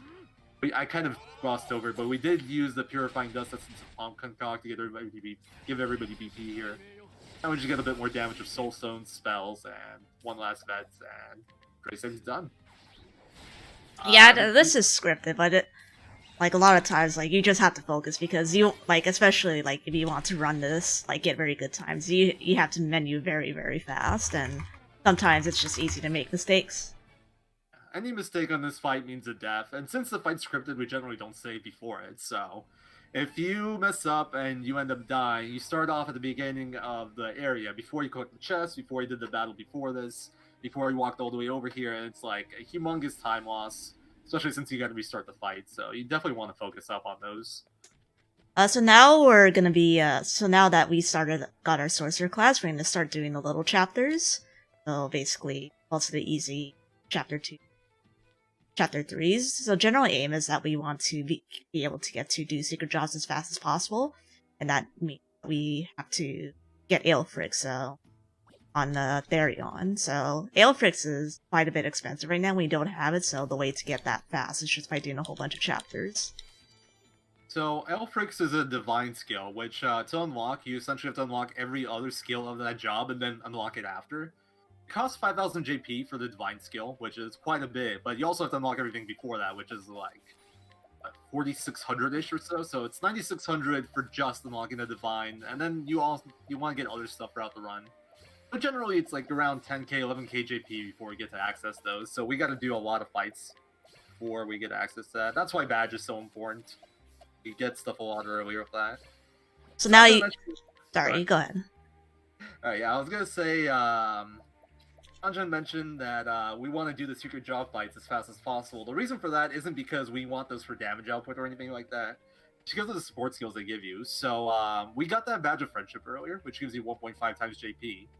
We still want to take as few fights as possible, and we still need to get a certain XP and JP threshold. So what we want to do is we want to rush to all the EXP and JP multipliers as fast as possible.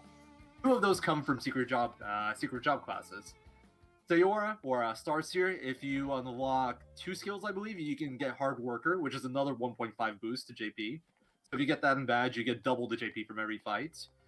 And then Warbringer, you get extra experience after owning 2 skills, which gets you 1.5 times the experience for every fight. Then there'll be one more item later on, which gives us another like 1.5, so two times total. And that's why we want to get to that as soon as possible. So we're doing all the stuff beforehand that gives you less, and that gets you like closer to those points as quickly as fast as possible. So now you'll see in that last menu, I gave Cyrus a sorcerer job. So basically now he's going to be our main time damage dealer. We're not going to be using Vets as much, though sometimes we'll be using it for like certain bosses because while Sorceress is a sorcerer, he's still like a little bit weak, and on some bosses he'll need a little help. But we gave Tressa Dancer, we gave Therion Merchant, and we gave Alphen support. So everyone's just going to be supporting and buffing up Cyrus, and this is just going to be the main theme of a lot of Chapter 2 and Chapter 3, is to buff Cyrus up, and then while he just does a whole train wreck of a damage. Cyrus set things on fire, you win. So usually how the chapter 3 and 4 2 and 3 bosses will go from this point on is you're gonna set up E-Break, Elemental Break, which multiplies your magic damage by 1.5 on that boss. It's like Zero mentioned earlier, it's like Armor Corrosive except for magic damage. You're gonna peacock your Sorcerer, which multiplies magic damage by 1.5. Then you're gonna break and take out the boss. Donate BP also, so you can fully boost your spells twice. And that's gonna be how most of the fights are gonna go, at least for Chapter 2 and 3, like I mentioned. And yeah, so we're gonna make our way through chapters, Tressa's chapters right now. And in the meantime, also complete some of Therion's stories. But like Zero said, right now we're just trying to rush to the next secret boss and completing chapters while we're at it. So for Therion's story, we gotta steal some items from these guys to give to this mad scientist, so he'll help us break into a house. That's my TLDR version. But those steals by default aren't 100%. Steals are level based. And originally, we had to deal with 80% steals here, which doesn't sound too bad, but we also had to scrutinize with Cyrus start. That's 30%, so you could run into reputation issues here. But one of the things that New Route does is that you actually scrutinize a guy, which gives you thieving tips and tricks, which ups your steal rate. The reason we do it is because we want to steal the elemental heavy armor, which is 80% from that one NPC. That's a nice side effect of giving us 100% steals on the story guys as well. Makes that a bit more reliable. And here we're starting Cyrus Chapter 2. So Cyrus's story gimmick, kind of, is that you go investigate stuff and the game gives you a little quiz on like what you're investigating. You gotta answer things correctly before you can continue. Of course, it makes it kind of easy, and that if you pick the wrong answer, it's like he shakes his head. It's like, no, player, you don't know what you're talking about, and then you just like, yeah, that answer's no longer there. So eventually you'll get it right no matter what. But since we're speedrunning, we want to get those right. It's all memorized, though. It's pretty straightforward. He's basically playing as Sherlock Holmes. Oh my gosh, I didn't know you could scrutinize a guy from below. Oh, you didn't? I didn't. I've always scrutinized him from the top. One of my favorite little swag things, even though it's not used in any run as far as I know, is you can pick up a Herb of Clamor from the Gold Shore Church, almost. Like, go to the top right corner before the church, and there's like that spot below of like the house and the chest hidden behind the tree. You can pick up the Herb of Clamor from that, like, from like 20 feet above it. You can do that? I didn't even know that existed. Yeah, I didn't know that. It's like you have no use for it because I don't think it was a Clamor. Maybe it was a Valor. I don't remember. It was some random herb. It's completely worthless. Those things like cost like 20 leaves or something. So it's just Apparently funny. has a chest in Cyrus 4 as well, which you can pick from behind a wall. Well, that one I don't know about. I haven't done it myself either, but I saw it on the wiki. That's really cool. Sometimes the game can be... Well, the game's pretty generous with, like, locations and, like, distance you need to be from a chest, but sometimes you get weird interactions like that. You can get things from, through walls or from different elevations. It's neat. It's actually nice. So you might notice here that Cyrus actually doesn't have that much SP, and you need SP for Sorcerer skills. Sorcerer skills are fairly expensive. They're like 36 SP per skill. But Alphen essentially has nothing to do in this fight, so he can just use his turn to restore Cyrus's SP instead of taking extra menu outside and using consumables to restore it. A little optimization. Yeah, one of the things that we always want to keep track of, even like in these things, is just keep track of Cyrus's SP because he needs a certain amount of SP for each battle, and if we don't have that SP, we're kind of in trouble. Yeah, and this It's is more actually important. This is more important later when you unlock like Elemental 8, which doubles your SP cost but increases your power. So uh, sorcerer skills become very expensive. Like it costs 36 SP now, but it's gonna cost 72 SP once we get E8. And so having enough SP for fights is very important. we didn't really bring it up earlier, but we got some drops from Ophelia's Chapter 3 boss. One of those was a Stimulating Bracelet, which is just a flat plus 50 SP you can equip on. So we'll be using that later when we don't need Unerring Bracelet anymore. It helps out a lot of the cost. It generally puts us like on the threshold where we can do E-Break and only one Sorcerer skill to E-Break and 2 Sorcerer skills with Elemental Aid. Or later on, 3 Sorcerer skills total. And it'll help out quite a bit with that. Underrated item of the run, probably. Well, it's not that hard to get even if it wasn't dropped there. You can buy it off a guy we buy pomps from anyway, which just costs you an extra 5,500. There's a moth flying around. That's been like touching my arm everywhere, and it's very annoying. Just put it on commentary. Can I put on commentary? Yeah. I do have a donation to read. Sure. We got a donation a little while ago. One, $20 saying, "Someone here, good luck on Octopath Traveler." And it seems like it's been going pretty good so far. Keep it up. Thank you for the donation. The run's been, like, if this was a record attempt, it wouldn't be the best because of extra battles, but overall it's been fairly smooth. It's a marathon run. You can't always expect the best. I think Actually- Whistlewood was the worst part of this run because Yeah, the beginning definitely. was really good, and then Whistlewood just said, "Ha, what's up?" The exploration actually went really smoothly. 0 extra battles, if I remember correctly. So that was nice. Yeah. Sadly, when you're grinding out for a good time, with Cyrus Sork, you go for a good Whistlewood battle, which is like 25 to 33% before ambushes. And you want to get the first try because deaths obviously lose you time. And then for for Ophelia route, the optimal start is Tressa, and then you find the Kate on the way down the Scholar Shrine, which is like 6 battles. Overall, like 18% chance, so it takes a while to get a run going with both categories if you're going for a really good time. So when you get one of those runs going and then you die to something stupid, it just feels really bad. It's one of the worst parts. Just like getting through the first 45 minutes is probably the most brutal part when you're going for top times. But after that, it gets a lot smoother because there's a lot more control over what happens. Like you still get unlucky, but you can recover stuff. It's within. You can do things about it. Whereas early game is just no luck. Also, we're surprising a lot of enemies here, which might sound like a good thing, but it's not, because we're guaranteed escapes anyway with Evil Ward, so it's just an extra 2 seconds that we have to pay.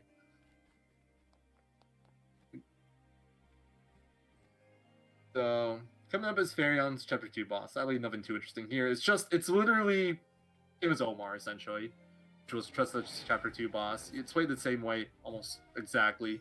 You get rid of the ads, which are like the extra enemies that are on the main boss. You set up Elemental Break, and then you kill. Alphen here Yeah, is so useless actually- too. Oh, you got Actually, that accident. That's something. This is something that's different from the Ophi route, which I'm used to. So Sanjan's actually doing like Orlick and Gideon early for the Cyrus route, but for the Ophi route, you actually just rush Tressa's chapters first, and then you do Gideon and Orlick after Esmeralda. You know why that's done? I'm curious. I'll explain it. The reason we do Orlick after Esmeralda with Ophelia is because Ophelia's base elemental attack is a little bit lower, so we want to get one extra magic Emna for her. Best place to get that is in Boulder Fall's second screen. There's Omar there, and you can steal a magic M from here, but he only shows up after you beat Tressa's Chapter 4. So the reason we play it that way is so we can do Esmeralda, and we do Orlick, and one of the things that Farion does, or like his story does, is after all of his chapters, you end up at Boulder Fall again. But then you can just go down to the next screen and buy that Magic M right away, and also do a Tavern swap. So you Oh, do that's the, really cool. If you didn't get that magic amp for Ophelia, she would be missing a lot of damage ranges. yeah. I actually have it somewhere written down, all the fights that like the Magic M fixes. It's not a huge amount, but it's enough that I think it's worth getting. I don't think there. I think there's like maybe a 20-second difference or something between getting the Magic M and not getting Magic M, but it just feels a lot better with the Magic M as well. Sucks missing damage ranges. It's always a bad feeling. So you'll see here, like, because of course Darion's story will end up in Boulder Fall, we're pretty much gonna take a little minor detour to tag Sorky. So we're not gonna be doing the haunted story yet, but we're actually gonna be doing it a little bit earlier than it. Yeah, you can get haunted a little bit earlier for a strat we call early haunted. It's a little piece of tech. It saves like maybe 20 seconds overall, but hey, 20 seconds, 20 seconds. We'll explain that when we get there. Sweet. But coming up is Trust Chapter 3. This is another fairly scripted chapter. We're gonna get one battle inside. Might get one battle on the way to the cave if we're unlucky. But since we still want XP and JP and stuff, we usually just kill that battle and then we get a fight against Tiger. That fight is, for the most part, scripted. There are technically things that can go slightly wrong, but they're fairly easily recoverable. Varian can miss his bow attack, and the collect is only a 99% chance. So, I haven't seen anybody miss that 99% yet, but it can happen. And since it's a marathon, you never know. I hope I didn't curse it right now.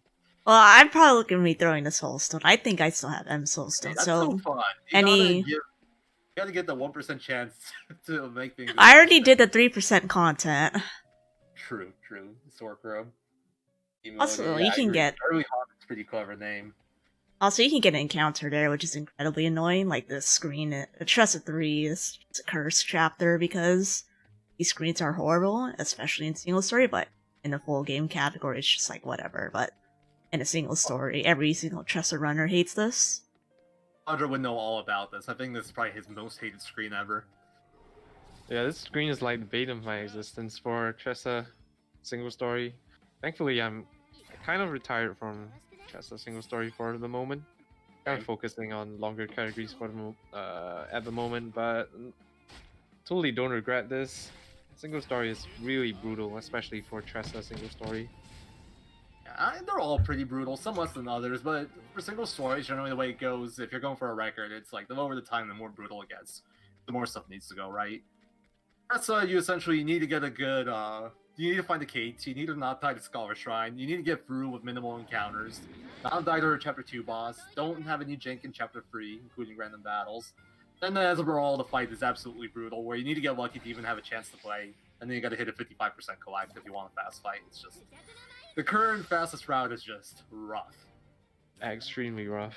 It's really, really bad, and honestly, well, single story is cool and all, but sometimes the amount of resets and the amount of grinding you have to do to get like top times is extremely infuriating and can be very demoralizing and kind of takes the fun out of the game sometimes. So I'm having a very good time with longer categories at the moment, and don't plan on moving back so soon.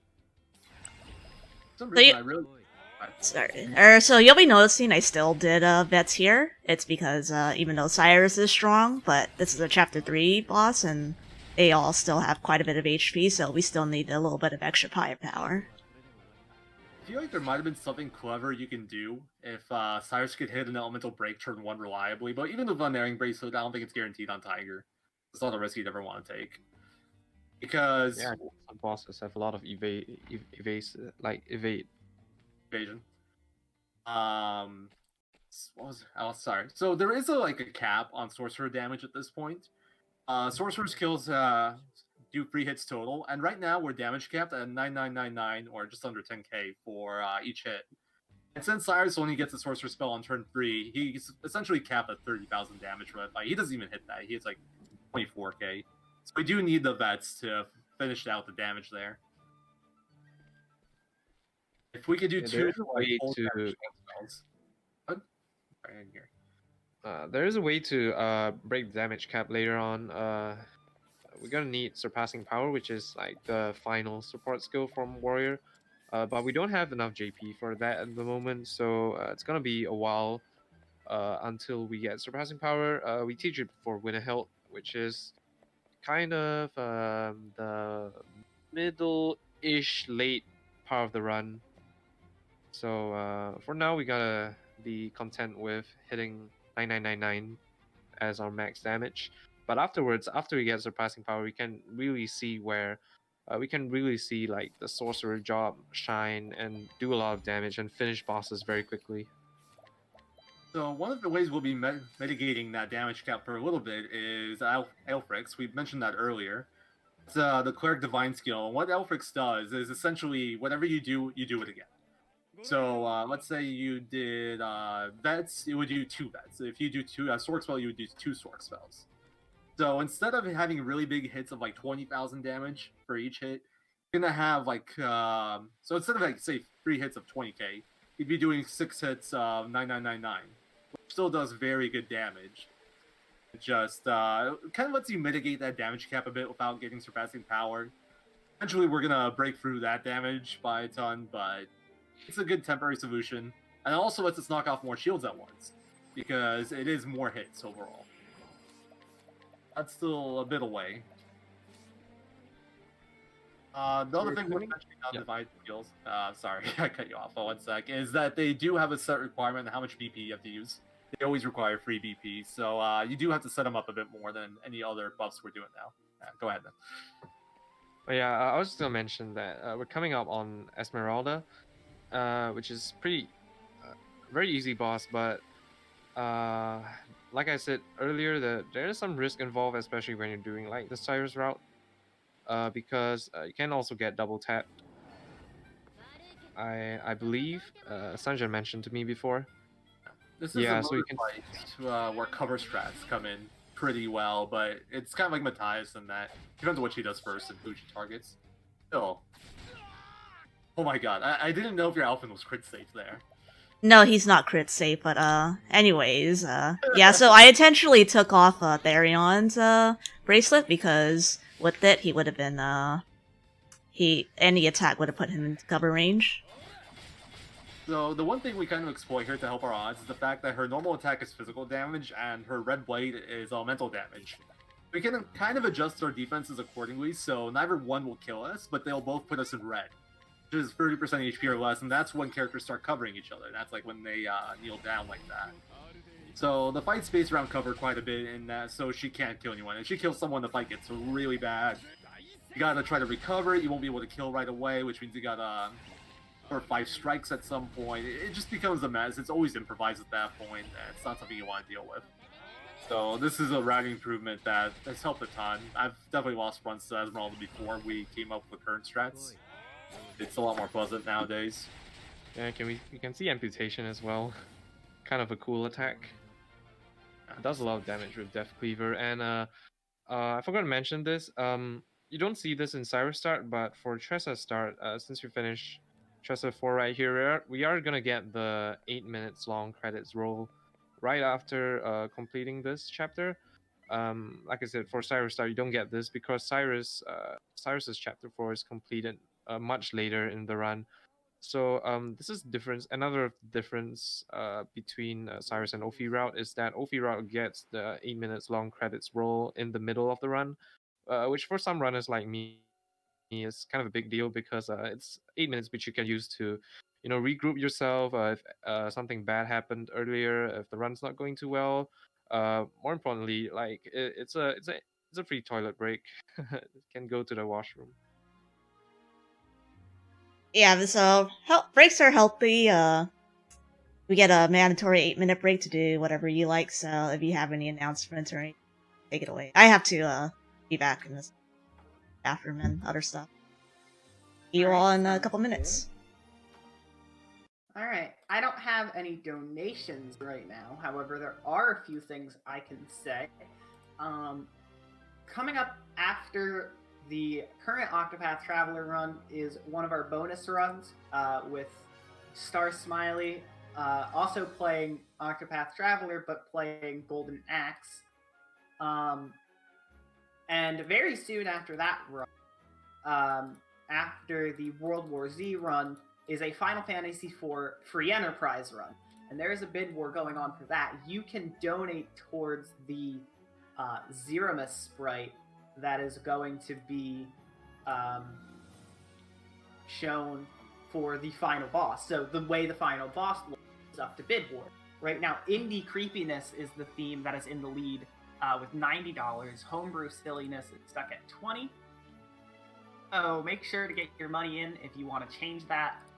As well, right after that run is Blazing Chrome with a character bid war for Marva versus Doyle. Right now, Marva is in the lead with $4 and Doyle has only $1. So that's a pretty small donation if you want to turn that one around.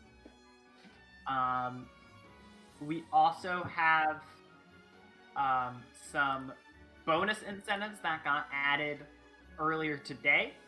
So you can put money towards Super Monkey Ball 1 Advanced Run by Helix, which is at $125 out of the $150 needed. Or you can put money towards the Wario Land 4 Wario Hop minigame, which is only at $10 out of its $200 goal.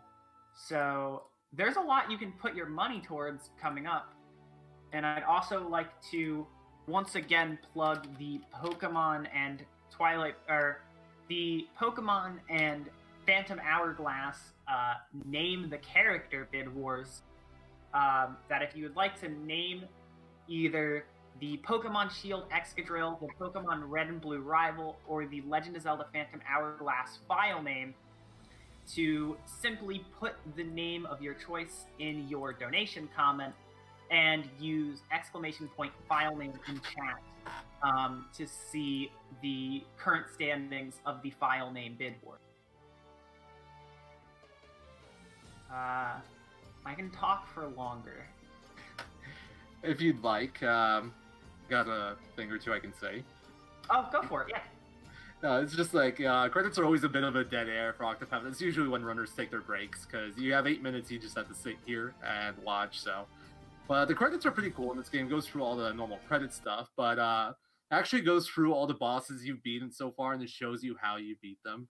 Mm-hmm. For a normal Cyrus route where you start Cyrus, you would actually get a lot more content in here. You'd see a lot more bosses, because you get the credits after his chapter 4, just like 3 hours in.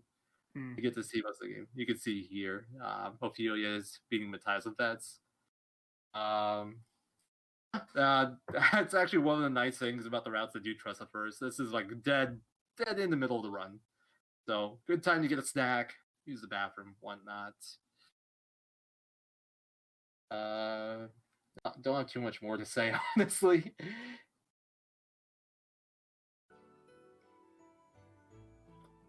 Yeah, I remember when I was running long categories of this game, I would always try and like Tressa routes. Yeah, when I first started running Galdera as well, I was like, I definitely started messing with Tressa routes before I should have. Like, the nice thing about Tressa starts is the better Whistlewood, although we didn't see that in today's run. That was horrible.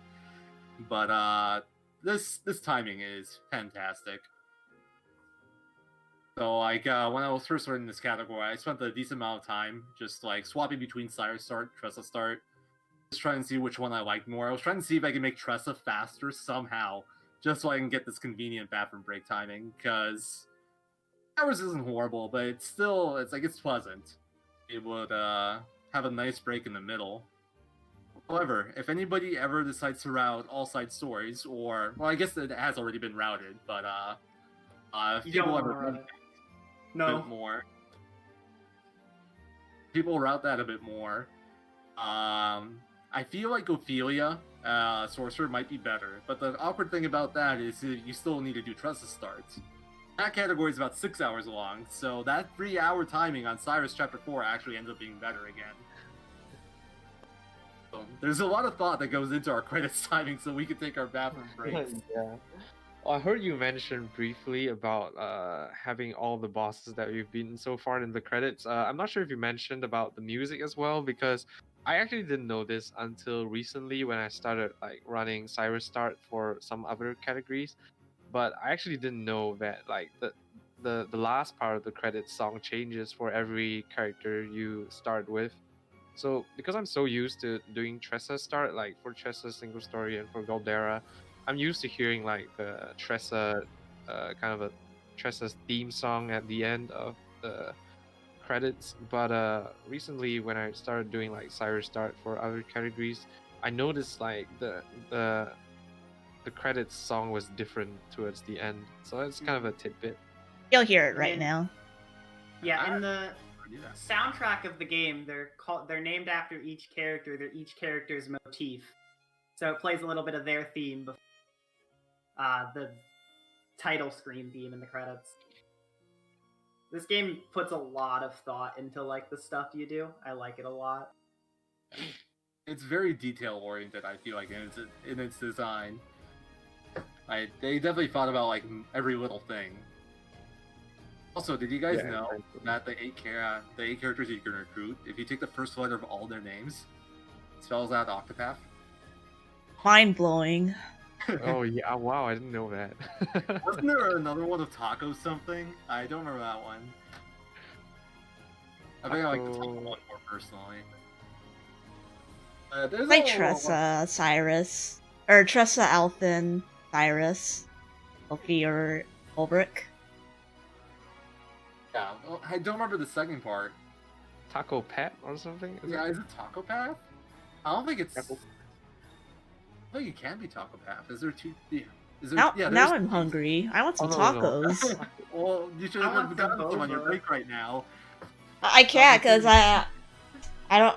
I gotta eat dinner with my family right after this. It's a 9 p.m. dinner, so life is great. Hey, at least you get good dinner. That sounds nice. Well, I had pretty good dinner. Or guess lunch day too, so I ain't complaining. I had a really Tacos, late though. lunch, so I was prepared for this. Right, credits are over. No more Let's drinks. talk about now related to the game. Photo. I like that one.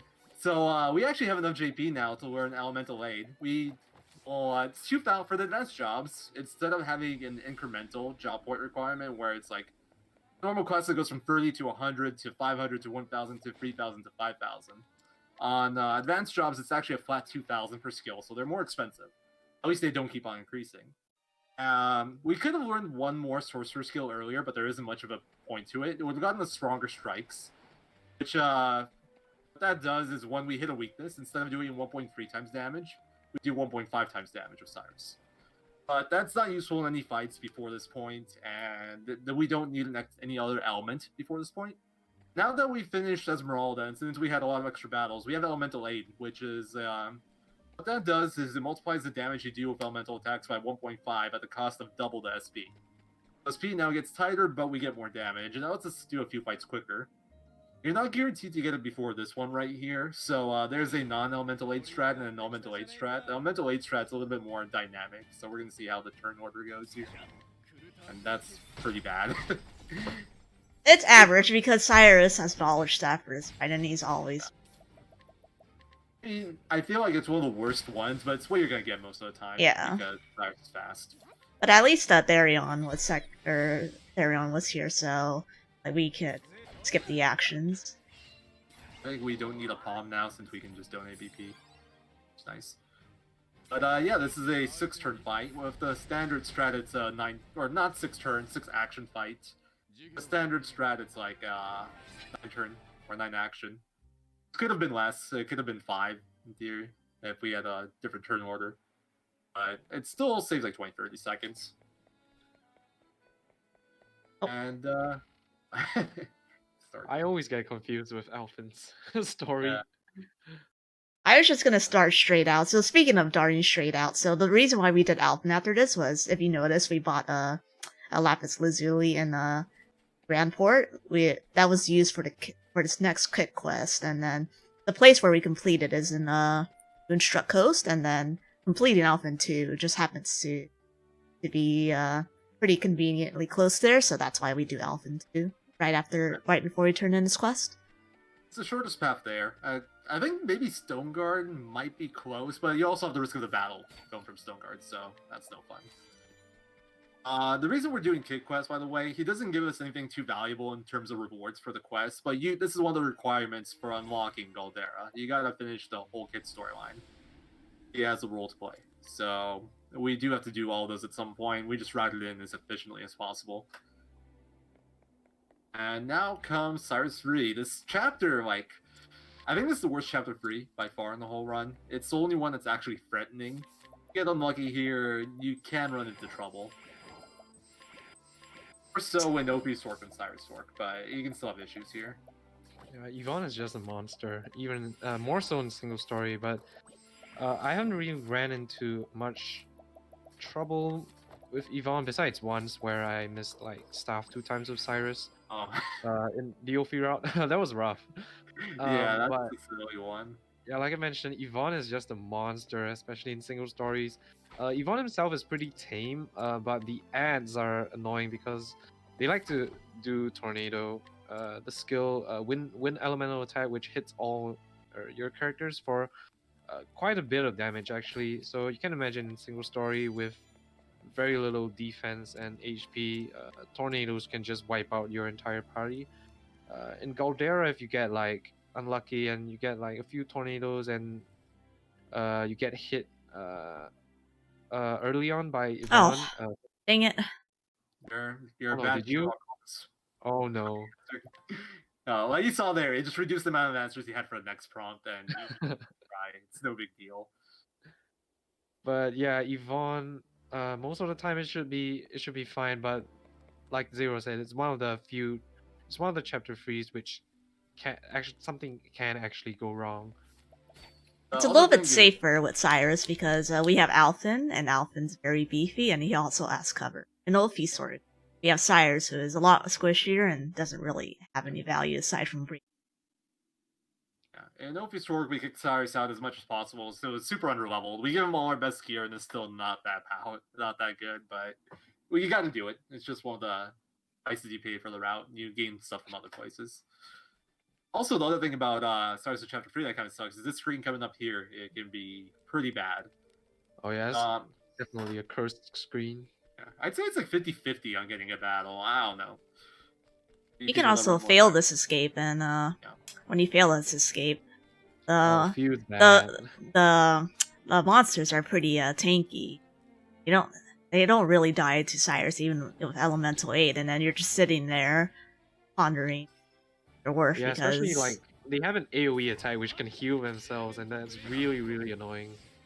So, it depends what fight you get. Some fights are easier. There's like 2 fights that you can just straight up kill with a sorcerer spell. But the ones with like the various like cultists, they all have like different elemental weaknesses. You can't hit them all at once, and you can't kill them one shot. That one is just horrible. Alright, this looked a little bit sketchy, but we're fine. Cyrus got a bit low, but he will break the ads, and Alpha will break Yvonne, so they won't get any more attacks in. We're safe. It would be a bit more sketchy if the ads got additional turns on turn 2, but sometimes that's the case, sometimes it's not. But when it is the case, it's a terrible time. You just gotta pray. Nice thing is, Cyrus does have that knowledge stat, so he gets that extra 99 speed, makes it a lot less likely to happen, but it can still happen. It's not bad.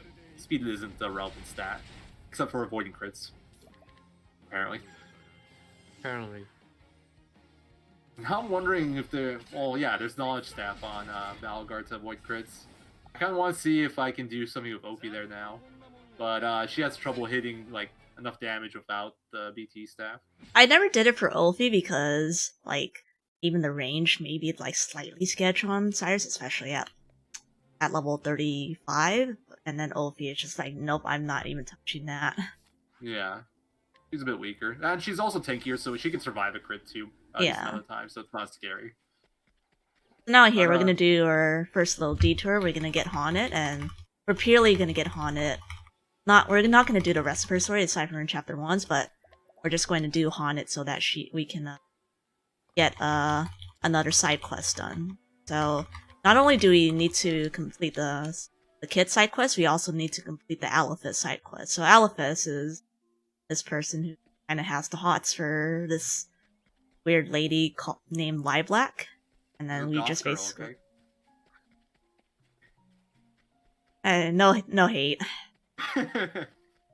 I hung out with a lot of people like that, so busted up. Or did any of them try to like do any sacrifices to Dark Lords, or was it a bit more chill? It's more chill. I mean, if there's any sacrifices,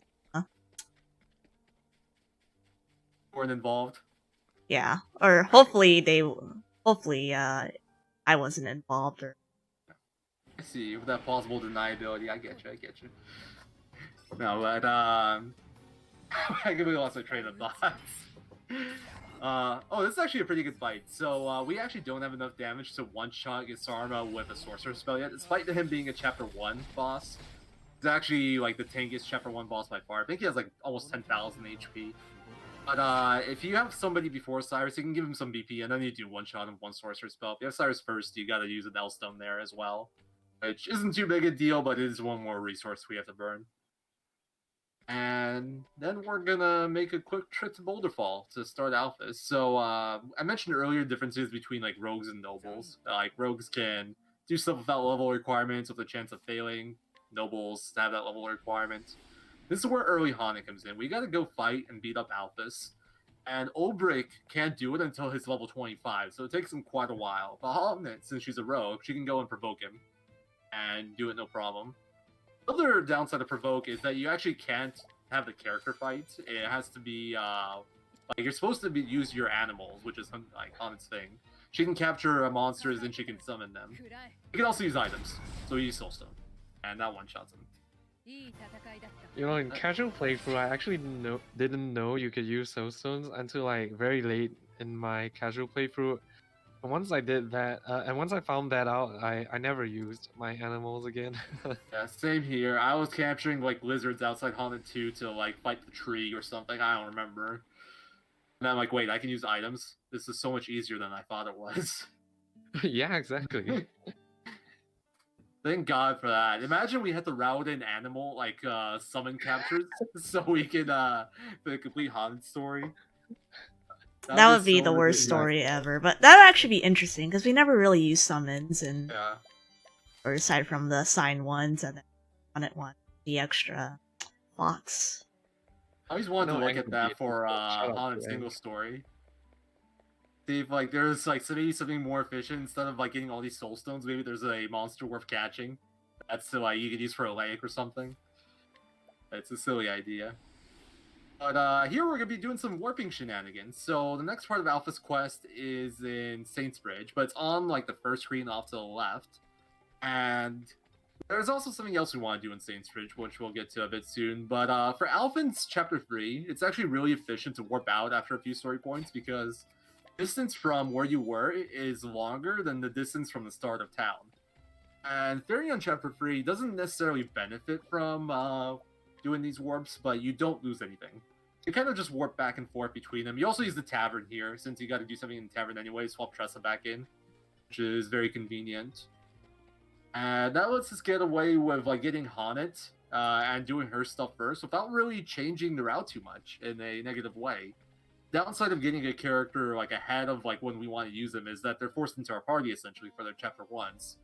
And we'd have to like swap back or stick with them. With some clever routing, we can just avoid that issue altogether, which is what we're doing here. And coming up, we'll see the big reason why we want to do that Alphys quest early. To finish Alphys' second part of his quest, you gotta talk to a lady by the church in Saints Ridge, which is pretty far on the second screen. So we want to try to do that along with another trip, which we use to get the BT staff, a really strong staff we want to buy for later on in the game. Well, not that far, actually. It's coming up. And if we do those separately, we'd essentially have to TP here later and run from the start of town all the way up to the church again, which costs a pretty big chunk of time. So we routed it so we can do them both at once by getting Haunted early and fighting Alphys in Boulderfall. And that's just, it saves you this like whole walk here that we're going to do right now. We'd have to do it twice if we didn't do this. But since we do this, we won't have to do it once. When do you get a Fort L though? Old Brick 4, when before Red Hat, you warp out. Oh, okay. Yeah, I guess it's not that bad because it's right at the entrance. Yeah, it's pretty close. Just something, one of those differences between Cyrus and Ophisark. Yeah, so here now I not only completed Alphin's quest, I'm also going to complete the Alphys side quest here by talking to Blade, and I'm also gonna Steal a Shadow L and Shadow M, which will be used for haunt chapters later.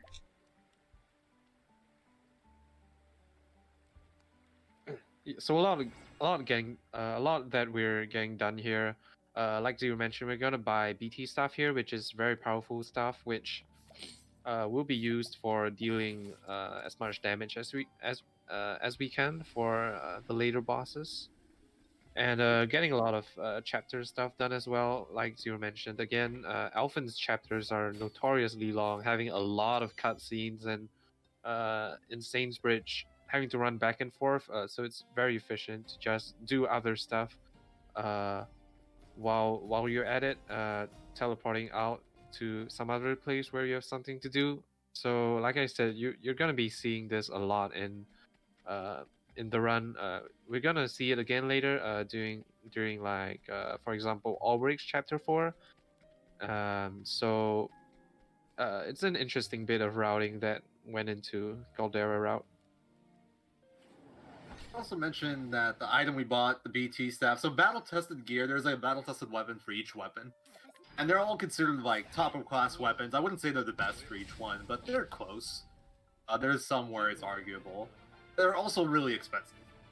So if you caught it, Sanjan actually paid 90,000 for that BT staff, which is like 3 vets worth. If you get lucky, Tressa can get discounts sometimes, and it's like based on like the discount you would get is based off the total cost of the item. It's a percentage of that. If you got lucky there and Tressa gets a discount, that's a 22k that you save. It's not guaranteed, and the money route like lets us skip some stuff when we do get those discounts, but we do have setups if we don't get them. So we're fine every way, just faster if you do get the discounts. As for stats, the BT staff isn't actually that much better than the knowledge staff, which is why we used to get it way later in the run. We routed in earlier because there are fights where it makes a difference. It's only 66 more elemental attack, which is a big chunk, but it's not huge. It's 399, whereas knowledge staff is 333, and it also doesn't have the speed boost that knowledge staff has. So now Cyrus is going to start going towards the end of the fight, as you can see here. His last on both turns, actually. There are some fights where, like, later on, where we actually not only want the BT staff, but we actually want Cyrus at the end of the turn, or to be as late in the turns as possible. This fight, you don't necessarily want him last, but you don't want him first here either. Last is kind of like the... not the worst, I guess.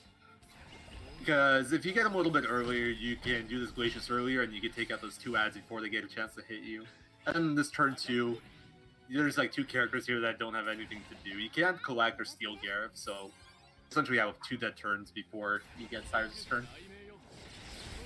There's definitely fights later on where we actually want to go slower. Cyrus, we want him after Farion, specifically. That's the thing we're looking out for. And of course, what Cyrus likes to do in those scenarios is he likes to go first. Exactly.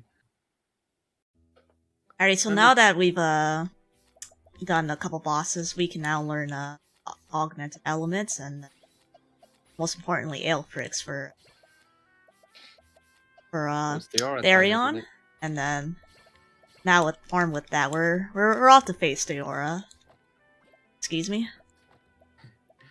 So augmented elements, pretty nice ability. You unlock it by getting to like the second to last sorcerer skill, the last being the divine. It's just a flat 1.2 times elemental buff. No requirements, no extra cost, just extra 1.2 times damage. It's not huge, but it does make a notable difference, especially with how many buffs and stuff we're stacking. Let's hit the damage cap in the fight coming up. Which is actually one of the, if not the hardest fight in the speedrun, just because of how wonky it can go. There's a decent amount of RNG here. Because on turn 1, Steor will always hit someone, and it will always confuse them. And with bad turn orders, if you don't get to take off that confusion before that character would have gotten their turn, things can get kind of ugly. She also has a mechanic where after her break, she has a random weakness and random amount of shields, or like one of set 3 sets. And depending which one you get there, things can take more time or just get trickier. This is a good fight though. Therion before Cyrus turn 2, so you get a free turn. So it looks pretty good. Just as long as Alphen doesn't get confused, and even if he does, you can recover it. Alphen would be the worst target. The old strat here, and it's still relevant today, but it's used a lot less. Old strat would be to do a concoct with Alphen called Curious Mist. What it does is it gives your team AoE status protection, so everybody can no longer get status, and you can no longer get confused. Steora, she's a smart gal. And if you do that, sometimes her AI changes and she does a different set of attacks. She does Shooting Star, which is a free hit AoE, basically almost wipes your party. We're gonna see one of those later. The other one is Restore Balance, which gets rid of your buffs, and it also makes it so you can't do any more buffs. It's only one character. The character she targets is random. Unless only one character had buffs, then it's the character that had buffs. And if she does it on Cyrus or whoever your sorcerer is, you're kind of just screwed, essentially. There's no way to remove it without dying. But this has been very smooth. 12 shield. Unfortunate, but I think, thankfully we got Peacock off, so this should be pretty smooth. Yeah, Nice dude. Takes longer. Ooh, free Rev Jam. That's something we haven't mentioned Oh, yet. that's a really nice, EI proc. So that's something we haven't talked about, I think, so far. EI, well, otherwise known as Endless Items. It's a support skill that you get from winning 2 merchant abilities. And what it does is when you have that equipped, whenever you use an item, you have a 25% chance of duplicating the item, essentially. So it's like it's as if you never used it. And it's really nice with Soul Stones and Palms in general. If we duplicate those, we don't need to pick up as many. There's the weird ones like that, like the Rev Jam one, where we don't necessarily need more Rev Jams, but it's nice to have in case something goes wrong. It's a little backup thing. Or you could just use it instead of a palm at some point. You can technically also use that Rev Gem early, like, there are some special scenarios, like with Esmeralda, if I want to keep it keep Cyrus safe, but generally, it's just really nice to have him stay Aura, because, or else I would have to take, like, both characters' turns to both heal his SP and his JP. So we haven't really mentioned what Revitalizing Jam does. We mentioned Pomegranates, which we said gives to the character BP. Revitalizing Jam is just like the super consumable. It fully heals a character's HP to full, fully heals their speed to full, and maxes out their BP, gives them 5 BP. It's ridiculously good. They're somewhat rare. And they're not necessary for a lot of bosses, but Steora's a big one because on turn 4 we need to give Cyrus both SP and BP. He's out of both. So instead of having to do 2 different items for it, like giving him a Refreshing Gem, which is the same thing without the BP boost, or like giving him plums, you just give him the Revitalizing Jam and you can do it in 1. Otherwise it'd be like a Palm L, a Refreshing Jam, and he'd still be 1 BP down, so you'd have to Palm M at some point. Makes it a lot cleaner. Yeah, so now for that menu, I taught Alpha and Hard Workers, so I think it's already explained. This is pretty nice, because now we can get 1.5 times the JP, and it stacks on top of a badge, and we're really JP hungry generally in this category, because it's lots of skills we need to learn. Advanced job skills cost a lot of JP, and a lot of characters need to learn a lot of advanced job skills in this. Starseer actually is a fairly underwhelming class in battle. We never use it at all, except to throw it on the character to give him a bit more HP, which Alphen still has here, actually. That's okay. I'll change. Remind me to change him later. He technically doesn't. He's technically pretty useless here. Yeah. It's like, Hunter Leg Hold is whatever. You have other alternatives, and you don't necessarily need it. It's just not standard. But yeah, the class itself isn't that useful in battle. It has like a lot of positive status buffs, but the way it works out, they just aren't that useful. For example, my favorite one was I think called BP Boost. I don't remember if that was the exact name, but like the way that works is like every turn you get 1 BP, right? With BP Boost you get 2 BP per turn. At the same time, if you use BP, instead of getting 1 BP now, instead of 2, you get 0. So it's like you get this BP extra, but then you use it, and then you don't get more BP. The whole point of getting that BP is to use it. So it's awkward. But it has the best support skills. It has Hard Worker, as you saw, which gives you 1.5 times JP, so now we get 2 times JP. It gives you Boost Start, which lets you start a battle with 1 BP more. It gives you a BP Eater, which is insanely good. What BP Eater does is, as long as you use at least 1 boost point, you get a 1.5 times damage multiplier. It's like almost no downside, incredibly useful. And I forgot what the last one was, but that one wasn't as good. That one's not useful, but BP Eater is crazy good. BP Eater is like insane, actually. Yeah, like you said, there's no drawback to BP Eater in my opinion. There isn't, and it's just like big damage multiplier. That's what yeah, a lot of our JP will go towards soon. Whenever you want to deal like big damage, you got a boost anyway. So BP Eater is just like a free 1.5 time multiplier. So BP Eater is a crit is like an essential support skill for your damage. Every damage dealer by the end of the run will have BP either. Exactly. There's only 3 of them, but they'll all have it. One thing I mentioned is now you just pretty much saw that Miguel fight. I didn't even make him. I just basically applied buffs to Cyrus. I use Elemental Break on Miguel and Aelfrix, and then he just basically got blown up. So a lot of battles will start to become somewhat like this. They'll be pretty much killed within 2 or 3. Generally, the Chapter 2, Chapter 3 battles that we haven't done yet are just like one-shots now, where we don't have to break. We could still break, but it doesn't get us anything, and whenever you break, you do get that little, like, animation. The game slows down for a bit, and we want to avoid that if we can. It saves a little bit of time. Gil was one of those fights, with Aelfrix, Ventus, E-Break, Peacock, you do damage cap to him for 6 hits, and he has like 57,000 HP, we do like 60,000, so takes care of him fairly nicely. So we're coming up on Alphen 4. You basically saw that we just press B. It's a press B to skip cutscene simulator, but this is also probably one of the more harder bosses because Ogre Eagle, when he attacks, he has a chance to inflict random status, and when you get hit with the random status at the worst times, it's not a great combination. Also, I'm really sorry. I must take like a 30-second break. So I have to leave her. I've got some IRL stuff to take care of, so I'll be right back. I got something I can talk about that in the meantime. So, going back a bit, Jack commented in chat, Alphen the Time Traveler, which is pretty funny because for Alphen's storyline, we have to do that in Inquire. Essentially what happens is Buddy Ogun gets sick, and he once met a guy, he once got sick with the same thing, and another apothecary healed him, but he needs to know the recipe for, like, the concoction that would heal him. So what Alphen does is he time travels, and he goes and talks to him. It's not actually it, but it's like he's trying to remember. Story-wise, he's trying to remember what it was. And the thing is, it doesn't seem like he ever saw it. Because he has to go and inquire the guy to see what it was, or maybe read something, and it's just like, there's no way, like, that works. The game lets you have it. Alrighty, I am back. My apologies on that. Welcome back. Don't remember the keys to your place before you leave the house. That's my motto. Yeah, that's good advice. It's kind of a...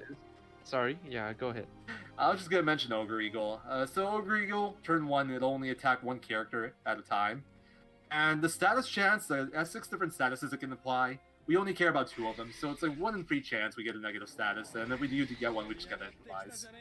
Hopefully some good RNG here. What are you gonna say, Quadra? I was just gonna talk about the Alphen story. It's just one of those little charming things about Octopath, like really funny stories. Yeah. Therion, why are you failing me? Superpower, but yeah, coming back to the fight, Ogre Eagle is one of those fights that never really scripted because,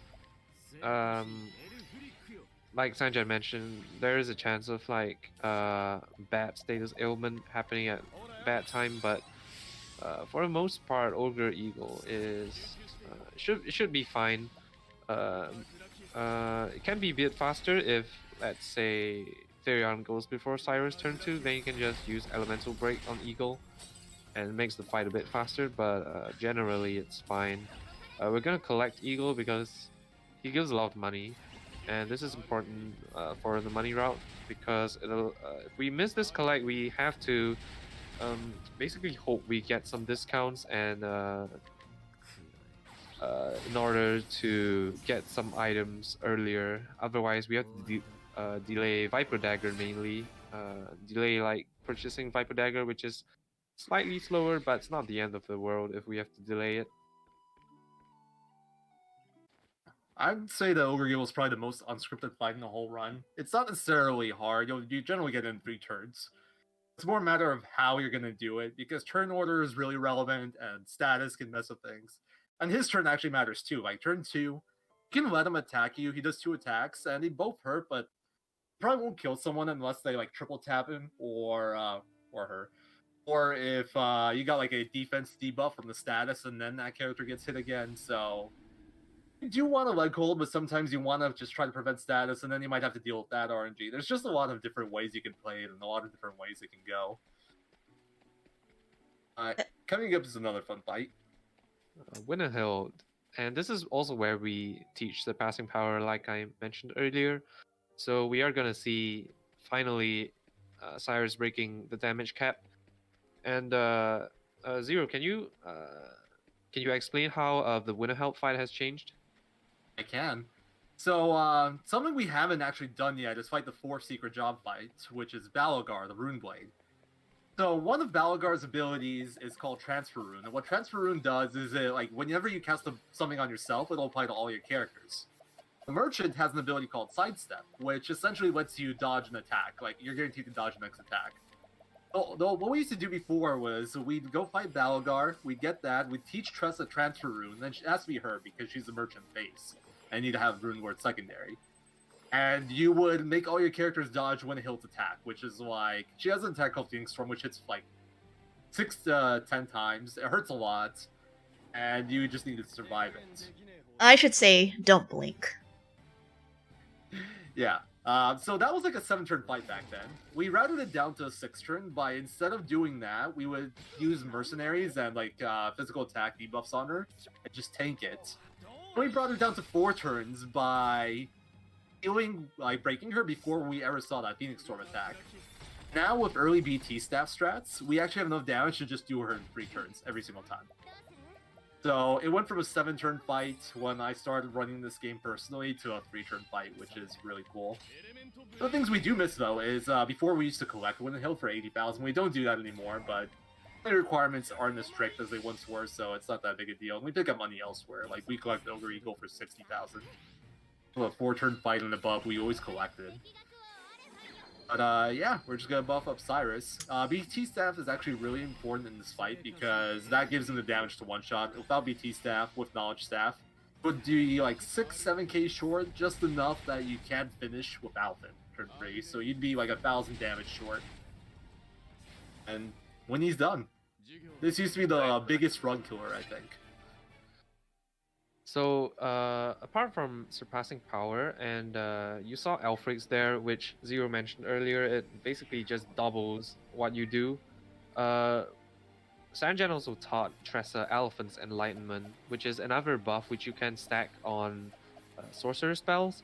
So what Elephant's Enlightenment does is that it makes all AoE magic attacks a single target, but it doubles the damage it deals. So, for example, Ignis Ardere usually targets everything and deals a certain amount of damage, but you could concentrate it on a certain target and make it deal twice as much damage. And this works even though there is only one target in the boss fight, like Winterhill.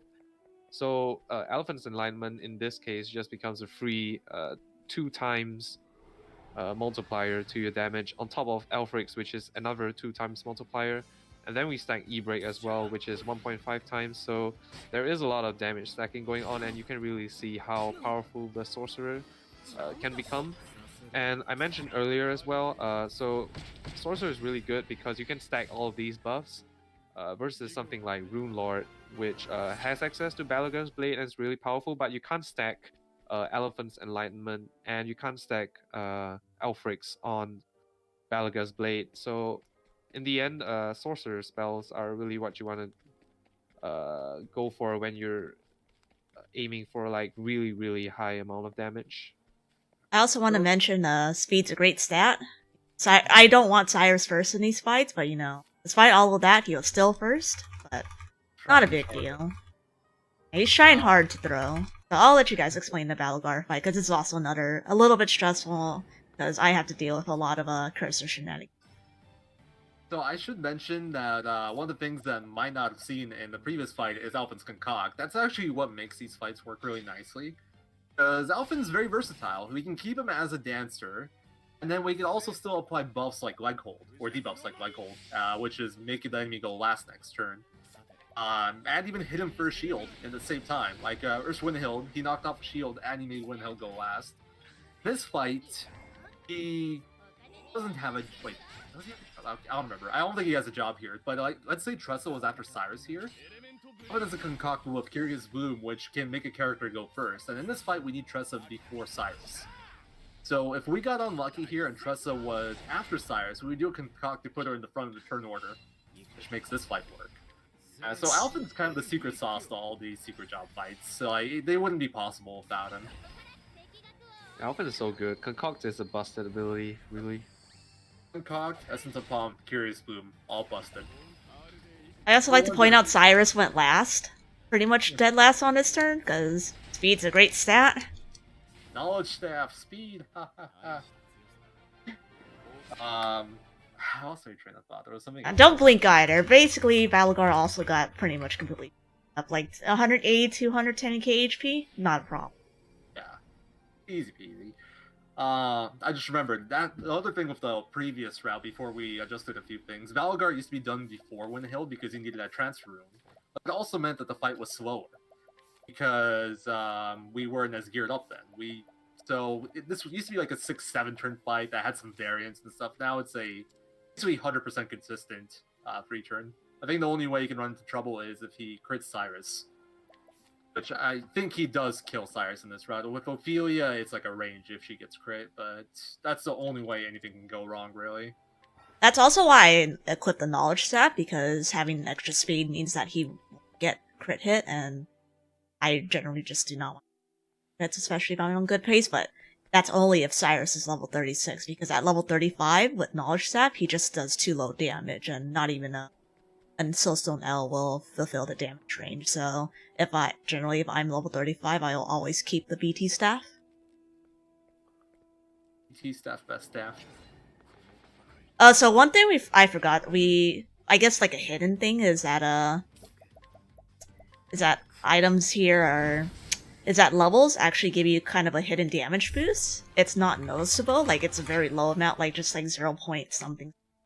But it's noticeable even in these routes because basically every single level up and every single amount of magic or physical attack stat that we get matters. So, like, with every level you gain more stats. For our purposes, we care more about the offensive stats. Like, every level Cyrus gets more elemental attack. There's jumps in levels too. Like, I think like every 5th level or something actually gives you a bigger boost. But there's also the hidden level multiplier. So, like, even if you're 999 elemental attack, with Cyrus level 40 and Cyrus level 50, the level 50 will still do more damage than the 40. It won't be a huge amount, but it'll be noticeable. And that actually matters for the final boss fight. If Therion's one level lower there's a chance he doesn't do enough damage to a certain component, and he can get wrecked.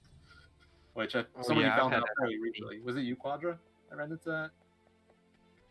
Yeah, I've had that happen to me when Therion was like level 54 or something.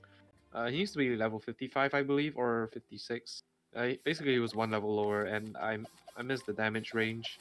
I don't even think it's the damage range. I just think he can't hit the damage range at all if he's under level. So that's why actually routing for Therion is very important. The variance in his damage is actually pretty big. I've routed out like a 4M before for like double light M's, and it's like most of the 90% of the time you hit like 60.8 or something, 60.5, but sometimes it just see like a 59.9. There's like a 1,000 damage fluctuation or something. It's noticeable. So I wanted to mention here now, the reason why I didn't teach Therion and Therion his Starseer skill since Alpha is gone early is that I wanted to wait until Oberic got his at least 30 JP before learning Hired Help, because basically Oberic's does kind of main skills challenge, and he's gonna, in his chapters, he does quite a bit of challenges, and since he's low level, he's basically just not gonna be doing very much. Ulrich's just a filthy cheater, honestly. He's challenging everybody to duels. And then we know what he does? He hires mercenaries. Not just normal mercenaries, veteran mercenaries to fight for him. Yeah. Ulrich talks a lot about honor, but he cheats all the time. Just hiring mercenaries to finish his fights for him. His lore and like his story and what he actually does in this run are just complete contrast, and it's hilarious. The strongest man in all of Hornburg, they call him. My blade is unbending. Here you go, sir. Have some cash. Beat that guy up for me.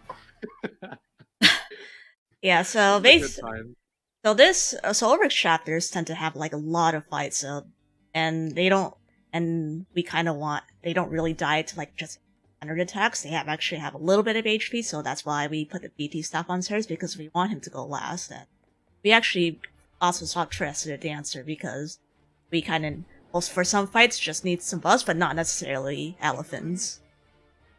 Dancer doesn't have any BP requirements, and it does, so it's still 1.5 instead of 2. Let's just hit all enemies still, so it's more useful for these chapters. All the fights we have here are multiple enemies, so we don't want necessarily elephants, because we want to try to take out multiple units at once. It's also the chapter with the most boss fights. There's like, ignoring the challenges even, there's kind of like 4 boss fights in here. But they're all fairly straightforward. There is RNG involved, though. Not in the kind where you lose if you get unlucky, but you do lose some time if you get bad turn orders. Cool for these fights, though. Sorry, go ahead. Pretty much all these fights are just like get Cyrus to full BP, and then he just blows them all up. Hopefully Cyrus doesn't go first, though, because that would be extremely unfortunate. That's the troll thing that can happen. We routed this so he only needs 2 more BP, so any character can throw a palm at him. As long as it's second, you do it 1 turn. But if it's first, it's a 2-turn fight. It's just really annoying because it's supposed to be really slow.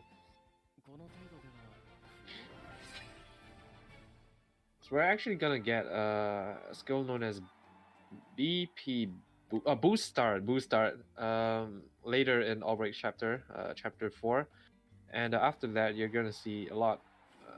I mean, the fight's already pretty fast now, but it's gonna get even faster then, because Boost Start allows us to start with 2 BP at the start of each battle, which means that divine skills like Elephants and Elfrics can come on turn 2.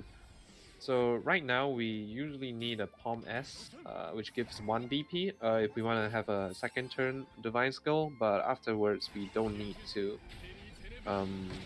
don't need that Palm S anymore because we have Boost Start. But for now, we are just gonna. We need to make our way through Albrecht's chapters, which, like Zero and Sanjan have said, are pretty slow. There are a lot of boss fights, and if you're familiar with Albrecht's single story, this part is a pain. Really, it takes a lot of resources. It's the worst chapter because not only do things troll you, things just hurt, and you need certain turn orders, and you use a lot of money to kill stuff, and it's just very annoying. Exactly. Use a lot of money, use a lot of stones. Albrecht is just really thirsty for resources in this single story, but thankfully for Galdera, we have access to Sorcerer and really strong spells, so we can make short work of Gustav here, and Lizard King later as well. Albrecht's story is what marks the return of veterans again, and us being paid to win.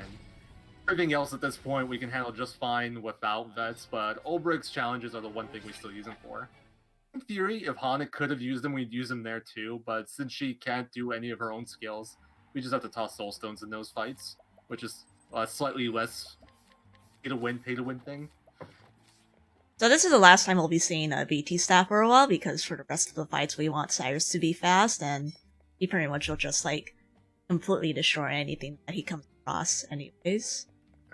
And also, I forgot to mention as well, but we do Albrecht's chapters first because we want a certain item called Captain's Badge, and that's locked behind this chapter. So what Captain's Badge does is that it gives us 1.5 times the experience, and like Badge of Friendship and Hard Work, it also stacks together, so we need as much XP as possible. For multiple reasons.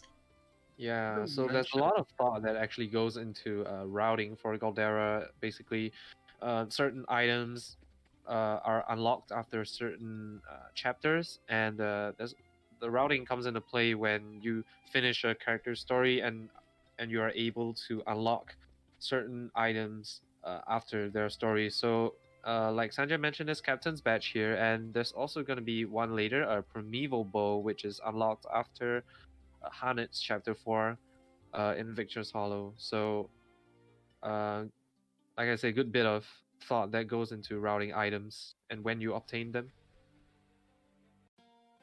I also want to point out I finally was able to get that moth that has been flying around my room in the north. Nice. Good job. One more thing I do want to mention on the Captain's Badge. Albrecht 4 isn't the only requirement for it, as far as I know. You also got to finish Ophelia 4. So even if you want to say, hey, I want the EXP more than I want the JP from Badge of Friendship, you still need to do Ophelia, so might as well just do Ophelia first. Job points were more useful early on anyway, and like her chapters are less resource intensive. Even if that wasn't like something you want to try out, that's why it wouldn't work. And these are the fights where you really want to go first. This is where knowledge staff is nice. If you go last, these guys aren't that threatening, but they just take time. You have to wait for them to attack. You have to wait for all your characters to do nothing. So knowledge staff is really very slow. handy here. You can lose like 30, 40 seconds between these two fights if like Cyrus goes last. Yeah. Which And, happens if you forget to do the menu, like some people. Yeah, like me. I forgot it Me. once. I learned it the hard way. But yeah, that's really why you want knowledge stuff on Cyrus for Albrecht Chapter 4. And also, like Zero mentioned, doing Albrecht early, it's not really an option because, again, Chapter 3 is also resource intensive. You need soul stones to kill the lizards if, like, for example, you're doing it in Albrecht single story. And you kind of want a soul stone for Earhart as well. And of course, you need vets for Earhart. You need a lot of vets for Albrecht single story, and of course, like Red Hat, another challenge in Chapter 4. In Galdera, we used 2 vets on him, so you can imagine how much money that is. Yeah. The old strat for Earhart was 2 vets as well. It used to be 1 vet into 3 vets. Now we use a Shadow L. 2 vets is like 3 seconds faster, but you save 30k with Shadow L at the cost of 1 more Soulstone, so it's worth it with us needing to buy the Viper Dagger now. Oh, totally worth it. Lizard King isn't the most threatening boss. It's just annoying if he, for example, summons ads before you, and then the ads attack, and there's this very annoying text box which says the lizard man is protected by one of his own kind or something, and it wastes like a few seconds of your time. You can also do wall up and then unconscious your sorcerer, and that's very bad because not because it kills you, but because you're sitting there wasting time because you also do not have any herbs to cure unconscious. Oh, interesting. I've the actually one thing we don't get herbs for. So pretty lucky. Yeah, I don't think I've ran into that fight. I think I ran into it on Lord of the Forest before. But there's no fight, like, assuming things don't go horribly wrong, where you'll ever get unconscious. So we don't buy herbs for it. It would be an extra shop trip since they're not available in any shops we go to normally. So we just choose not to buy it and hope we don't get extremely unlucky in these, like, rare spots where it can happen. But, by the way, that fight right there, that was with Earhart. He is, like... he used to be Ulbricht's best friend before he betrayed him and killed the king of Ornberg. And it's supposed to be this epic showdown after long last. Like, the whole point of the story. And it's like, nah, dude, I'm just hiring some people and throwing this consumable at you. What do you mean? That's pretty epic. I mean, you expected all this, but did you expect this? Earhart, I too have learned the power of money. Earhart was actually a mercenary. He was hired to do what he did, so Ulbrich got with the times. Well, money is power. That's what they say. That's why Ulbrich is so powerful. And we are gonna see him flex his strength right here as well. And by strength, I mean flex his veterans. Also, I should mention that Ulbrich and Earhart are considered like 2 of the best swordsmen in all the lands, if not the best. And this random red hat guy, who's just like a strong guy from this town, is actually stronger than Earhart stat-wise. Has more HP. That's kind of like a little fun fact there. Pretty funny. Casually though, Earhart is kind of a pain to deal with because he does like this. I forgot what's it called, like blazing blade or something, which tears you and you can't boost, and it's really annoying if you do it casually. Thankfully, you can just cheese him with vets. Here is a status we don't really see too often in this run. Actually, we have the boss fight coming up is like the only fight, or one of 2 where you might see it. And the second one, it won't really matter. It's like, it's the other version of this boss. What Terra does is it stops you from boosting, and on the fight coming up, on turn 1, he'll attack a random character, and with that attack, there's a chance that they get teared. It hasn't happened to me in a really long time. I don't think anyone's seen it in a while, actually. But that's the one thing that can slow down the fight. If he tears a character, like one of the 3 main characters, anyone but Ulbrich, has to take an extra turn to heal that tear for Herb of Valor and make it into a 3-turn fight instead of a 2-turn fight. The way it's routed, it's always easy because the way it works out, if a character that it's like you can always delay your break because if your characters that needed to break him have already went, then you haven't gotten teared. And if they haven't both went and you got teared, well, you can just delay the break because they haven't gone yet. It's a really easy adjustment to make, which is a nice little routing thing. So I want to Something mention I did that menu there. So I taught Cyrus 4 Starseer skills for Boost Start and BP Eater. I also got Tressa Boost Start. I gave Therion a BP Oh, Eater. For, not for now, but for later. And then I also gave Ulbrich a bunch of his skills. Wonderful. Okay. Oh, Well, Yeah, this is- more time to talk, but yeah, so basically, Ulbrich's gonna be our speedy boy for the final fight, and we basically just gave him Hing Tough, we gave him cover, and we gave him a Fleet Foot, because we want him to be as fast as possible for the last battle. wow, Ulbrich- what is this? In other I'll just go news, before Farron, wow. And then And the turn Gorilla, 3, turn you should have three. known this was gonna happen because they all outspeed each turn 3. That's how the game tells you. okay, I guess we got more explanations. Oh my, Oh, I had to kill Cyrus, dude. oh, I learned something new. Cover Oh, effects don't get wow. applied when, you're confused. Yeah, cover gets Wow. applied, doesn't it? No. I could have sworn I've seen that before. No, it didn't get applied there because Ulbrich had cover. You know what okay, would be yeah. funny? It's no. What I was thinking is, if you have a character that's confused and they target one of your characters that's low, that gets covered. But you can have a character cover for your own teammate hitting your own teammate, which is really silly looking. I was gonna say that would be funny. What if somebody had cover equipped, but they were confused, and they just tried to cover for someone else? Well, confused character can't cover. I think that's what we learned there. You can cover for a confused character hitting you, and it looks ridiculous. I've had it happen on Steora.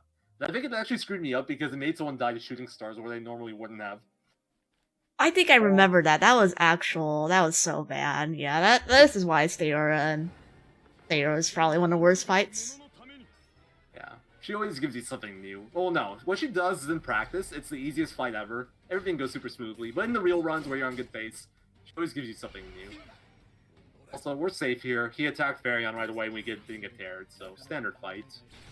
So now you're gonna see even Chapter 4 bosses being completely blown up because thanks to BP Eater and Boost Start, we can get Divines up on Cyrus really early, and then basically everyone gets deleted. You get some. All this damage is really just multiplier stacking. It's all multipliers, but at this point we just get a ridiculous amount. Divines are like a 2x multiplier. Each boost is kind of like a let's say 1x. So max boost is like 4x almost. It's not exactly that. It's a little less, but Also, 1.5. Werner's on the horse indoors. Great logic. Oh yeah, we forgot. We didn't mention that.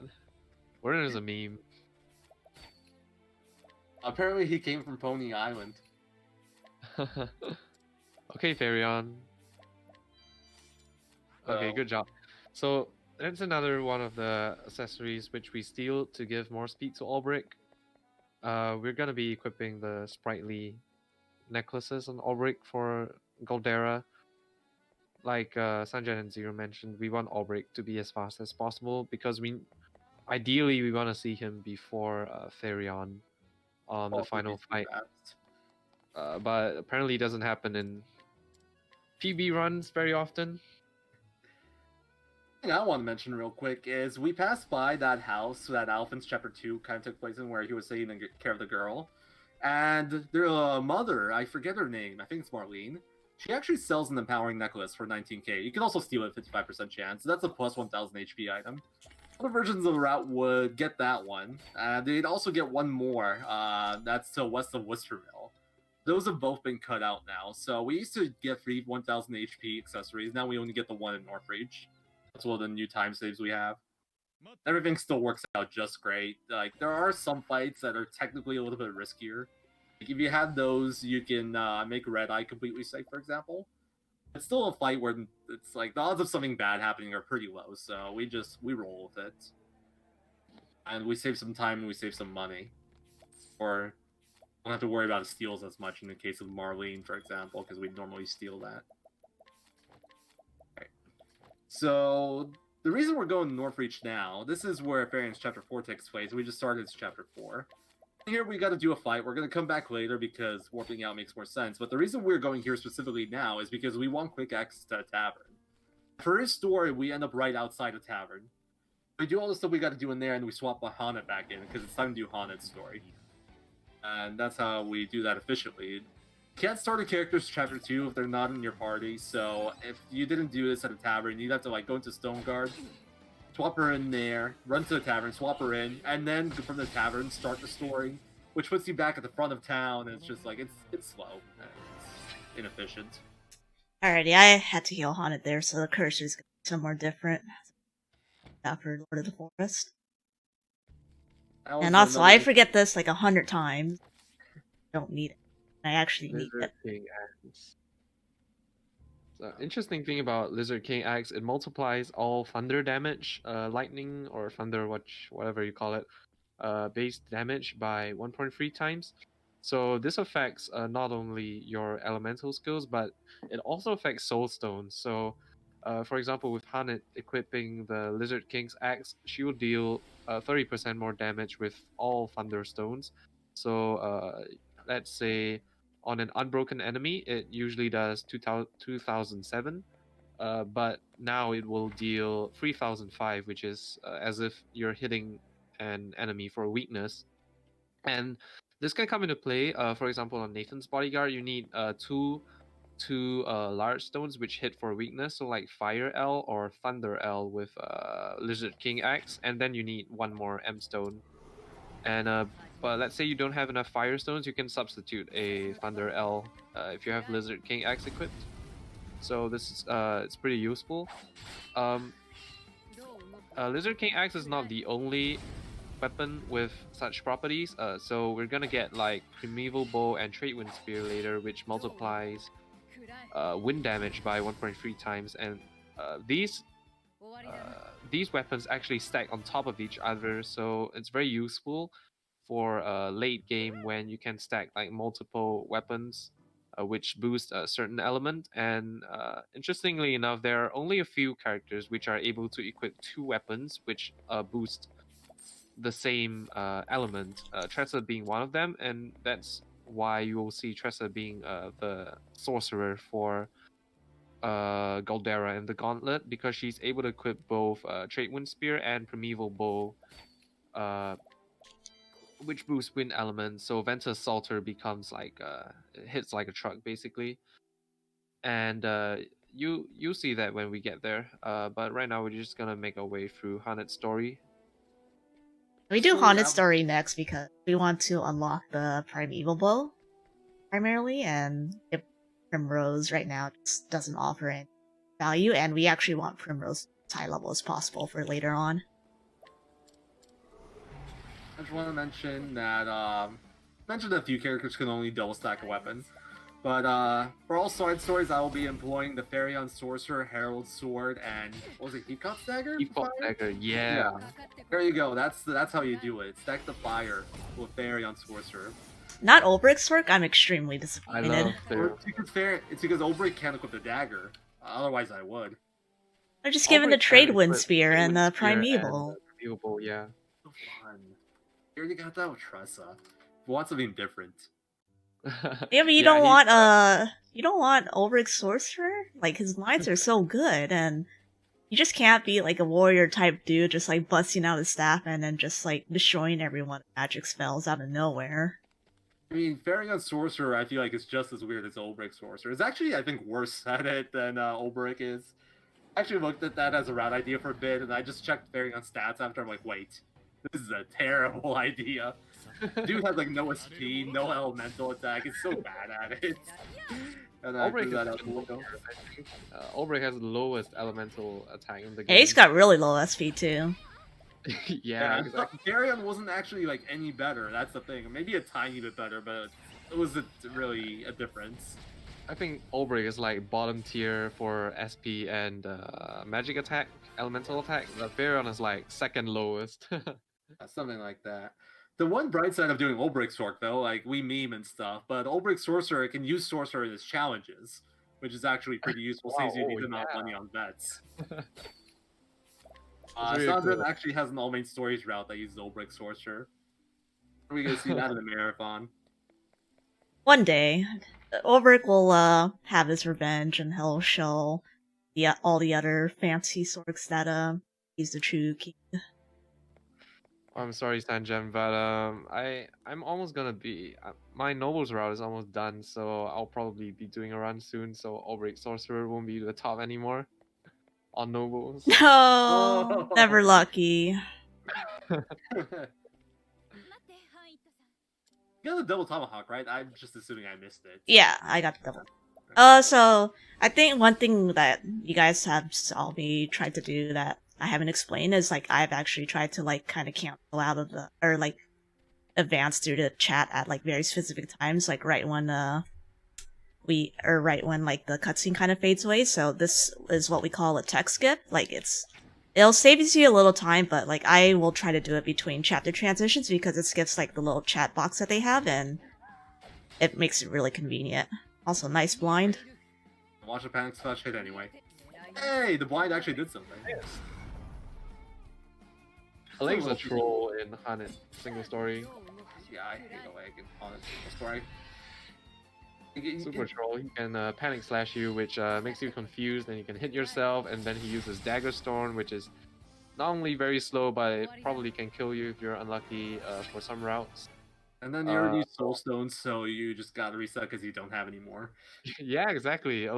Hanet's also another one of those characters that's really thirsty for resources. Like Dragon is just really, really bulky and takes 2 vets and 3 soul stones to kill, and Red Eye takes 4 vets and 3 soul stones. Yeah, her bosses definitely have high HP.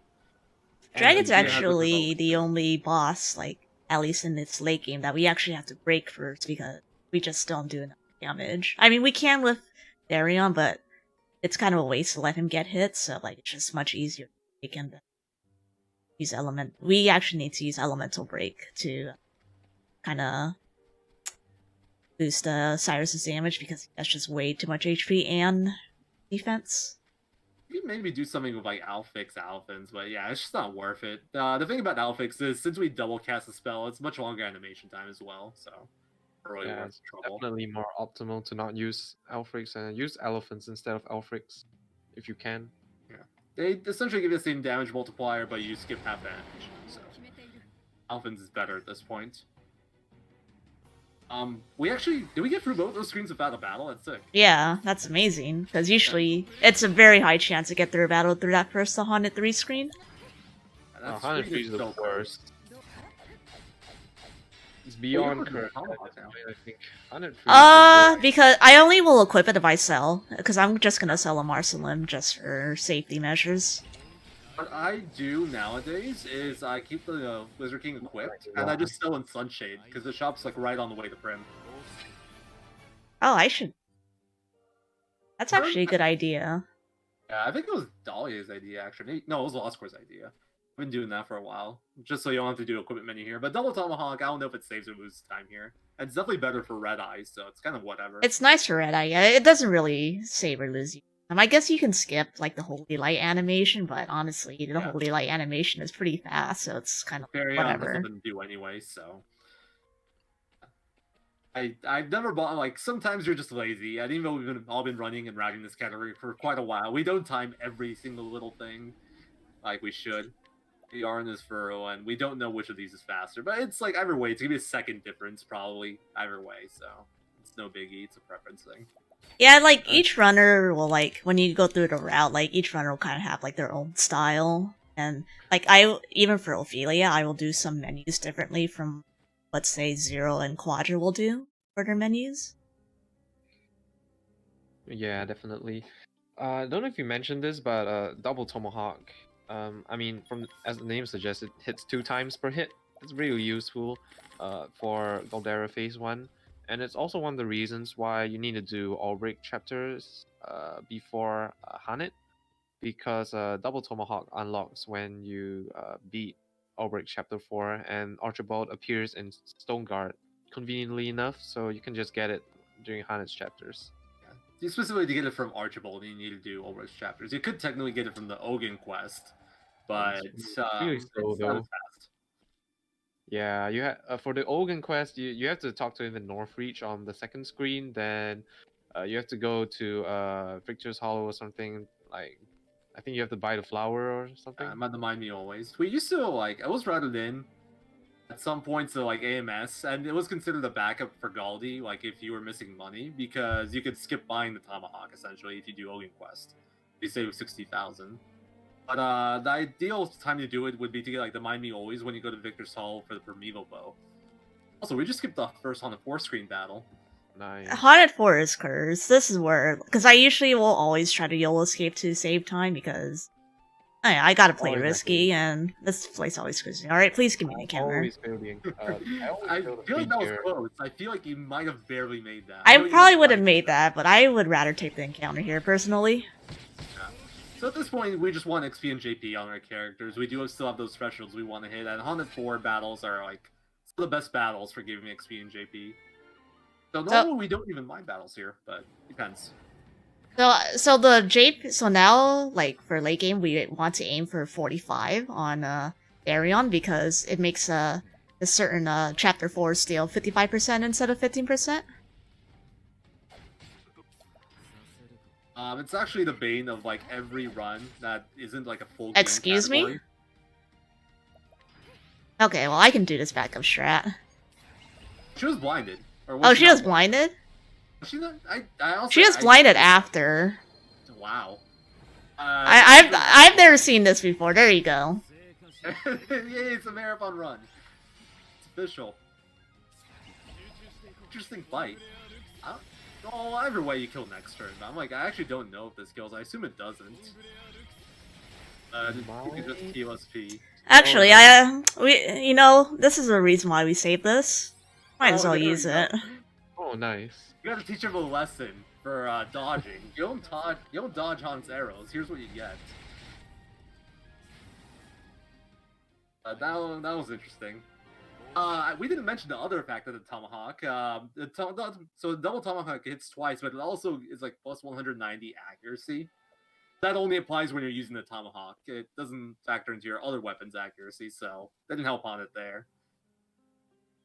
But I'm trying to remember if the accuracy came into play anywhere. I think it did in First Brawl and AMS. I don't think it does in Galdi. As far as I know, you shouldn't have issues hitting the eye with Alphen, but maybe you would without the accuracy. I think very rarely in the MMFS, if your Tressa's level, you actually die.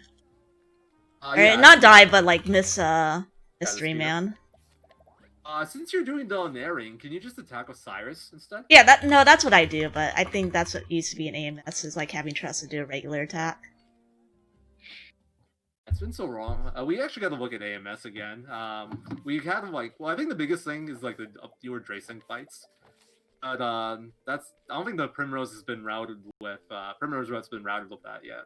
It's been routed with whatchamacallit, Bishop Staff, but not with racing changes. And it needs a general reroute anyways, because there's parts of it that are much more. I think my record still doesn't even use Bishop Staff. I think I got that before we routed that in. So definitely still some time we can cut off there. But back to Galdi.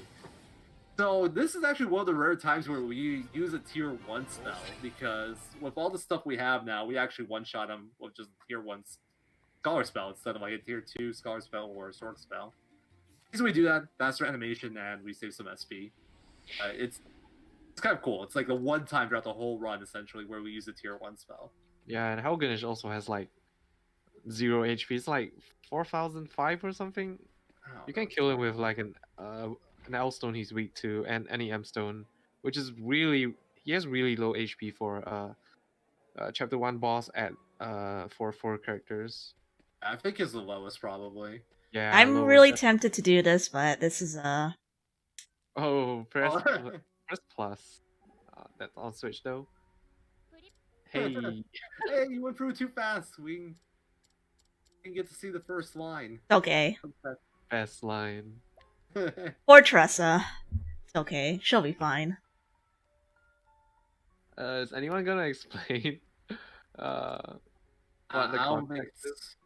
think my child ears or my child mouth is allowed to. So, Okay, we'll just leave it at that. Tressa just asked, like, so Ariana, Primrose's for acquaintance, like, she used to work for her, or for her father, more specifically, is not working at the brothel. And Tressa just asks, like, Tressa's the innocent young one of the group. So she just goes up to Primrose and asks her what a brothel is. And Primrose, like, is trying to find a nice way to explain it to her. It's probably the funniest travel banter. Speaking of travel banters, we can cover that because it's not relevant at all to the speed run, but you can have your characters like have conversations between each other based on what characters you have and like what story you're working on. So, that's nice for casual character development since the game, like each character's story doesn't really interact with the other character stories. It's like 8 individual stories. The travel banner is where they kind of interact with each other a bit more. And I think in Saint Speech you do get that travel banner if you have Alphen or Ophelia in your story, in your party.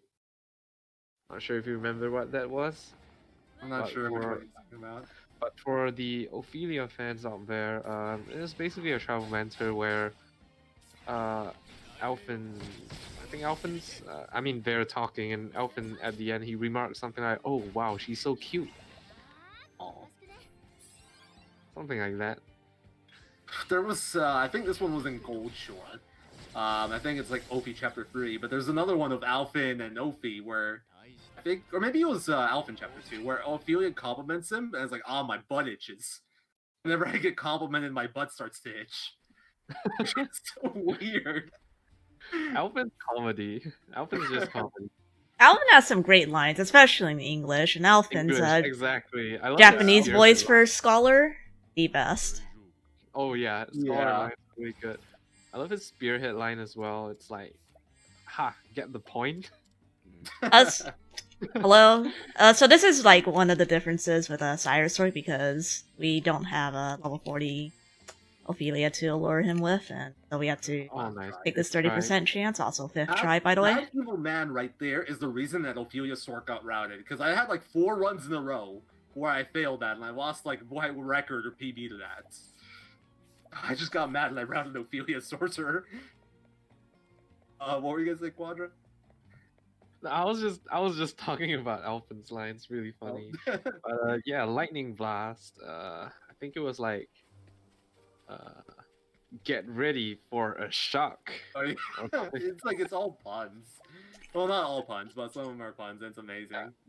Also, Alvin's one just funny really- thing, sorry, but we bought a Viper Dagger from that guy, and now we're gonna beat him up to get the Primeval Bow. Like, hey, can I buy this off you? Okay, In the fight. I was gonna beat you up now. So, fun fact about this guy, you could actually, since you're not in the town when you're interacting with him, you could actually have unlimited steal attempts from him. But it's still a 3% steal, and it might take ages to get, so even though we have unlimited attempts, we just buy it. It's, speedrun. Yeah, But, definitely no 3% in Galdera. Yeah. We just got, like, almost all of our final endgame weapons in that little segment right there. We got Primeval Bow, which is a 380 elemental attack bow. It's actually one of the highest elemental attack items in the game. And it also gives you a wind buff of 1.3. Every time you use a wind spell, you get 1.3x damage. And we got the Viper Dagger, which is like a 330 damage and 130 speed dagger that we'll be using on Therion for the final fights. That's a really important part to play. But a bit later. The one we're still missing is Tradewind Spear. Yeah. How much doesn't that give over 400 elemental attack, if I recall correctly? I don't know. I think it's like It's like really Could be high, like like 380. I thought Primeval Bow was 380. I'm probably misremembering. But I just remember it being just insanely high. I think it might have been higher than BT Staff, which is silly. I'm gonna Google this. and it gives elemental buff. Yeah, that's the big thing. It also buffs wind. And so you might notice there's a bow that buffs wind and a spear that buffs wind. And we didn't talk about it too much, but character classes also determine what weapons they can equip. And Merchant, Tressa's base class, happens to have bow and spear as her main weapons. Weapons she can use. So she can equip both of them and get that juicy 1.5x roughly buff on wind. And it hurts. It does a lot of damage. Yeah, Tressa becomes a monster with both Tradewind Spear and Primeval Bow. Plus, we have her at almost like 999 elemental attack by the end of the game. So Tressa is really where most of the damage is gonna come from for phase 1 Galdera. We are gonna see like Primeval Bow come into play here, I think. Doing OP route. Uh, do we use Primeval Bow here? I Yeah. assume we do, right? Yeah, It's not so loaded in. You can still choose to get it later, but it makes Albus and Simeon a bit faster and a bit safer. The downside is you got to take that alert at 30% instead of 35%, and you have less money for Viper Dagger purchase since you're doing less bosses before you buy it. yeah, but you can see the power of Primeval Bow. You don't even need to break Albus to take him out. Just hits for a lot of damage. You don't need to do like any Peacock boost because without it, you would need either Peacock or Elemental break to do it. And as you saw Okay. there, just got deleted, or Albus just gets deleted. Do smack him with Therion a few times. We actually bought a BT blade. We didn't talk about it that much, but we bought it from Earhart after Old Break Chapter 4. Costs like 80k, and it's a sword that has almost 400 attack. I don't remember exactly. It also has a 1.3x buff on all physical damage, which we'll be using later, and it's actually a really strong weapon. We throw it on Therion early, he will be using it later, but for now we're just throwing it on him so he can attack a few bosses sometimes to fill out that little bit of missing damage we have.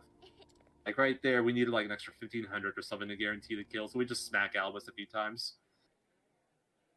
So you'll see I taught Primrose Peacock and All Dance and a couple of merchant skills as well as Hunter, so Hunter's going to be useful later, but we put Hang Tough on Primrose because we want her to be able to take hits for Simeon. Technically, you do not need it, but it's pretty nice, and you might as well get it since that's pretty much her, aside from one more menu that you're going to be doing before Galdera, that's pretty much her last skill game.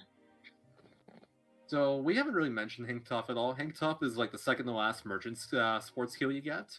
And it's really useful. What it does is essentially, if you're not in critical HP, which is 30% or below, and you get hit by something that would kill you, you get down to 1 HP instead.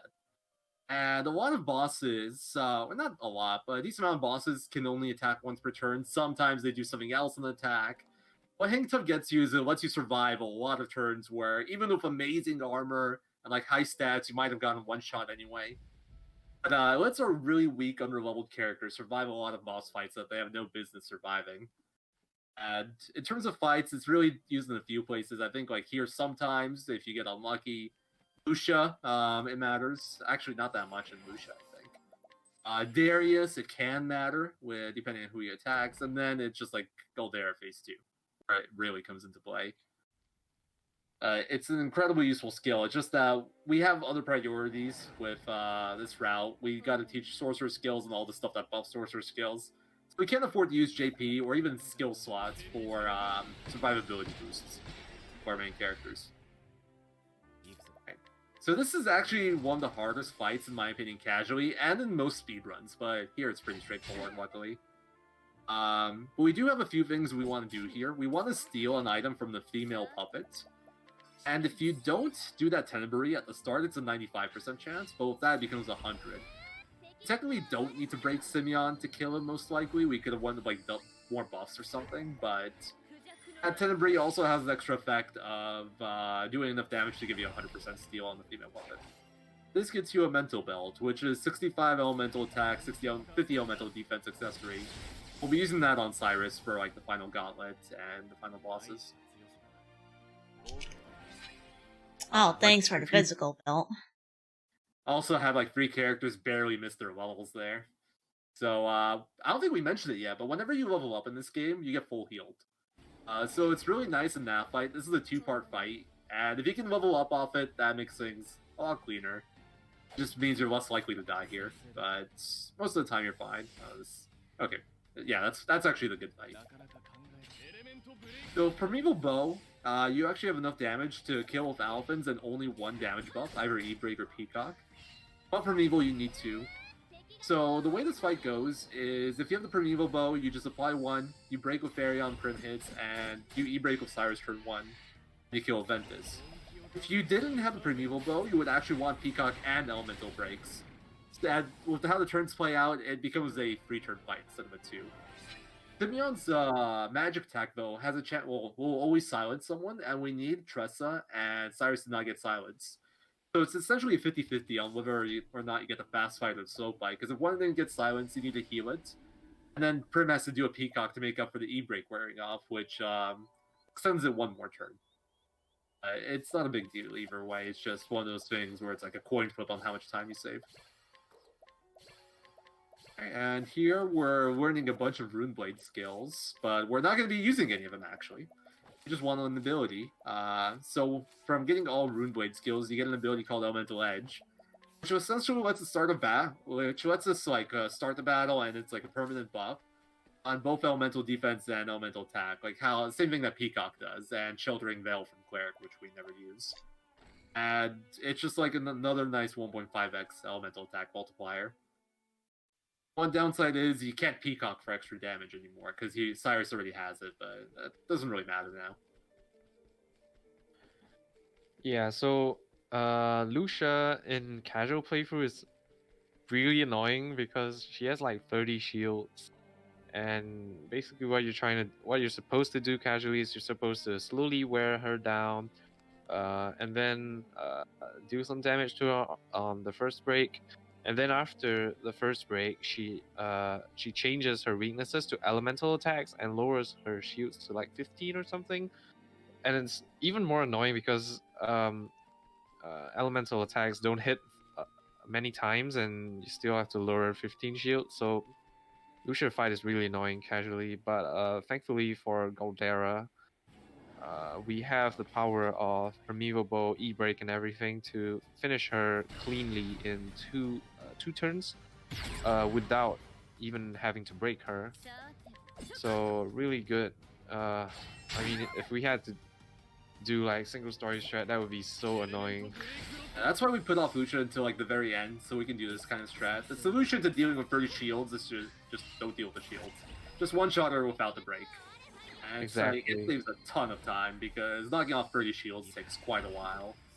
Yeah, for reference, single story strat takes like 7 turns, which is already pretty fast if you consider like what you're supposed to do casually. But in Galdera it's just 2 turns. And doing Lucio without Hank Top in like a single store or a casually is really hard too. We do like the reason that Cyrus single story has to use BG, which is Bewildering Grace, which maybe we can explain in a bit. But you essentially need to get Hank Tough so you can survive this fight. But once you get in here and you have Hank Tough, this fight's pretty free. It's scripted because she does the same thing every turn. Like, well, not the same thing every turn, but it'll be the same every run. Better way of putting it. We don't have to worry about that. The only thing we do have to worry about is surviving the sweep with our weaker characters, especially if they get crits, because she can't crit with that. That's what Hank Tough on Prim helps with. Well, I don't think it comes into play. No, it doesn't question come is into whether- play, but it will come into play for Darius. So you might also notice I gave not Darius, or Cyrus some HP armor, specifically Vendetta Coat and the Empowering Bracelet. I want him to be able to survive 2 hits for Darius, and this is also why like kind of considering double taps is important, because generally before that you would use whatchamacallit. You would use Shackleful, and just like doing that animation is kind of slow, and then sometimes like if you have to taking double hits is just much easier. Having to do Shackleful or praying that Therion is first. Yeah, just gets rid of the RNG in the fight, makes it's fairly scripted. There are time saves they can get from turn order, but having a nice fight's very nice. I say fight's very nice. I said nice twice. Oh. Good thing about finishing Cyrus's chapters is that you get to steal an elemental augmenter off of Therese, Cyrus's biggest fangirl, and So, actually very useful.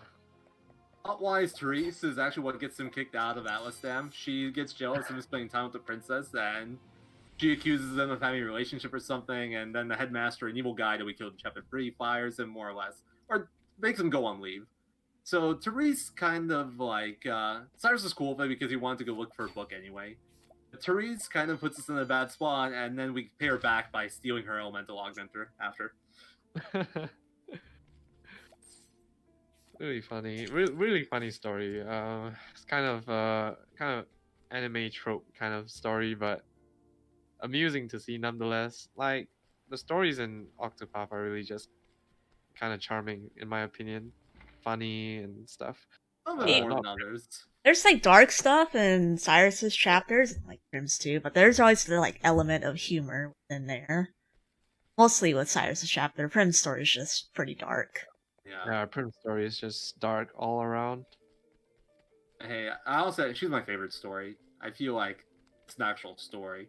I feel like a lot of characters, well, not a lot of characters. I feel like Tressa, who everyone loves. I feel like there's just like no point to her story almost, personally. Sorry, me and Zero on the canceled Tressa train. Story's so I cool. do actually like Prim's story a lot, and I think she has some of the coolest boss sprites. Yeah. In the game, like Albus is my favorite boss sprite, Simeon music is just phenomenal and too. Simeon is Simeon just a one. really cool fight because you get, yes, exactly, you get determination in like phase 1 of Simeon. I do agree with you though. It's probably one of the hardest casual fights because I die like so many times in my casual playthrough. I started Prim first, so I did Simeon first. That sounds like a Sounds terrible time. But yes, he was Darius was able to get that double tap there, but because of how I geared up Cyrus, he's able to live it. Whereas if I kept his usual gear, Cyrus would have gone bye-bye. The reason Darius double tap is such a big concern is because his first attack hits everyone, so someone's always getting double tapped. So if you want people to survive, you got to make sure that they can handle it. It isn't like other bosses like say Esmeralda or Matthias where double tap is 2 single target attacks, so it's a 1 in 4 chance that somebody gets hit, and then if attack order matters, it's 1 in 8. Here it's straight up. If he gets 2 turns, he is hitting someone twice. But that was our last actual chapter 4. We just finished out all of every character's main stories. Did it. Our all main stories run is now complete. Thanks for watching, guys. But this is no. Galdera, so we need to finish up with Alphen's quest. So we're gonna head over to Sparky Trail and we're gonna find this tiger for some reason. It's in the middle of the map, and we're gonna beat it up, and that for some reason unlocks the gauntlet. I just want to point out real quick that this is the only enemy in the game that has an overworld sprite, so enjoy the paper tiger. Like, look at that. I believe Lizardman Chief has an overworld sprite. Oh yeah, as well. you're right too. Also, Ogre Eagle. Wait, Oh, no, it does. Eagle? Yeah. So cool. Where's Cyrus, Eagle? excuse me? Okay, yeah, But in the it's cutscene. it's kind of in a cutscene. Yeah. Ogre Eagle's in a cutscene. I'll Okay, say that's outside fair. cutscene. Yeah, that still counts though, I think. Yeah, kind of cool. Also nice Venom Tooth rip. Yeah, so you want Cyrus first power here. swap. Or not, sorry, Cyrus not first. That's the one thing you're looking for, and it's slow here. We don't acknowledge Stefan anymore. But he should not be going first, but Cyrus, he doesn't care. One thing I should mention, we didn't bring it up throughout the course of the run. I did mention once that you get a bonus depending on how you do a battle. And you get a JP bonus if you do a battle in 1 turn. So, to break Chapter 2 battles, if Cyrus is first there, you can't 1-turn it. So Nice. you lose a little bit of JP. And the Tiger there, if you can't 1-turn it, you lose a little bit of JP. But Easy Maroof guy allure. Yeah, that was the very last nice. dangerous lure in the game, so now we have this over, now we're just preparing for Gauntlet. You give all those sharpness to Therion, huh? Yeah, I'm just used to it. I'll let Tressa miss. So I'll let you guys explain what I'm doing in these few menus. Sure. So, we're just gearing up for the final boss fights now. We used all the nuts we gathered earlier. Some go on Therion, some go on... Well, actually, I think they all go on Therion. I throw a sharp end on Tressa, personally. But, now, Cyrus is outdated. Tressa is gonna be our new sorcerer. Reason being, she can equip double wind element, double wind weapons, and Cyrus is gonna become our rune lord now. Reason being, we now have enough JP for Balgar's blade and all the buffs that we want to use it with. And coming up, we have 8 boss fights, which are essentially kind of a repeat of each character's main storyline boss, or one of the main storyline bosses. With a buff, they all have like almost 200,000 HP, just under, somewhere between 150 and 200k. And we gotta beat them all before we can go on to fight the final boss. So we'll be using Balgar's blade for the majority of those. It's just getting the equip skills done, getting the job set up. Although there is still one more menu we'll do throughout the gauntlet, and there will be some stuff we do after. Yeah, Uh, something kind of interesting to note is like if you fail Galdera, you have to do the entire gauntlet again, which in casual playthrough is kind of a nightmare. I mean, in Galdera speedrun, it is really bad too. So essentially, if you fail, if you lose like at any point in Galdera, it's pretty much run over because it just takes way too much time to make it back. Yeah, it's like 20 minutes, especially since there's not much point in saving, since we know the run's dead anyway if we miss it, Exactly. if we die. Fortunately, though, I So- do, since this is PC, I do have a backup save in case we fail Galdera. Yeah. On PC, you can save edit. You can't really do it on Switch, or at least not practically, to my knowledge.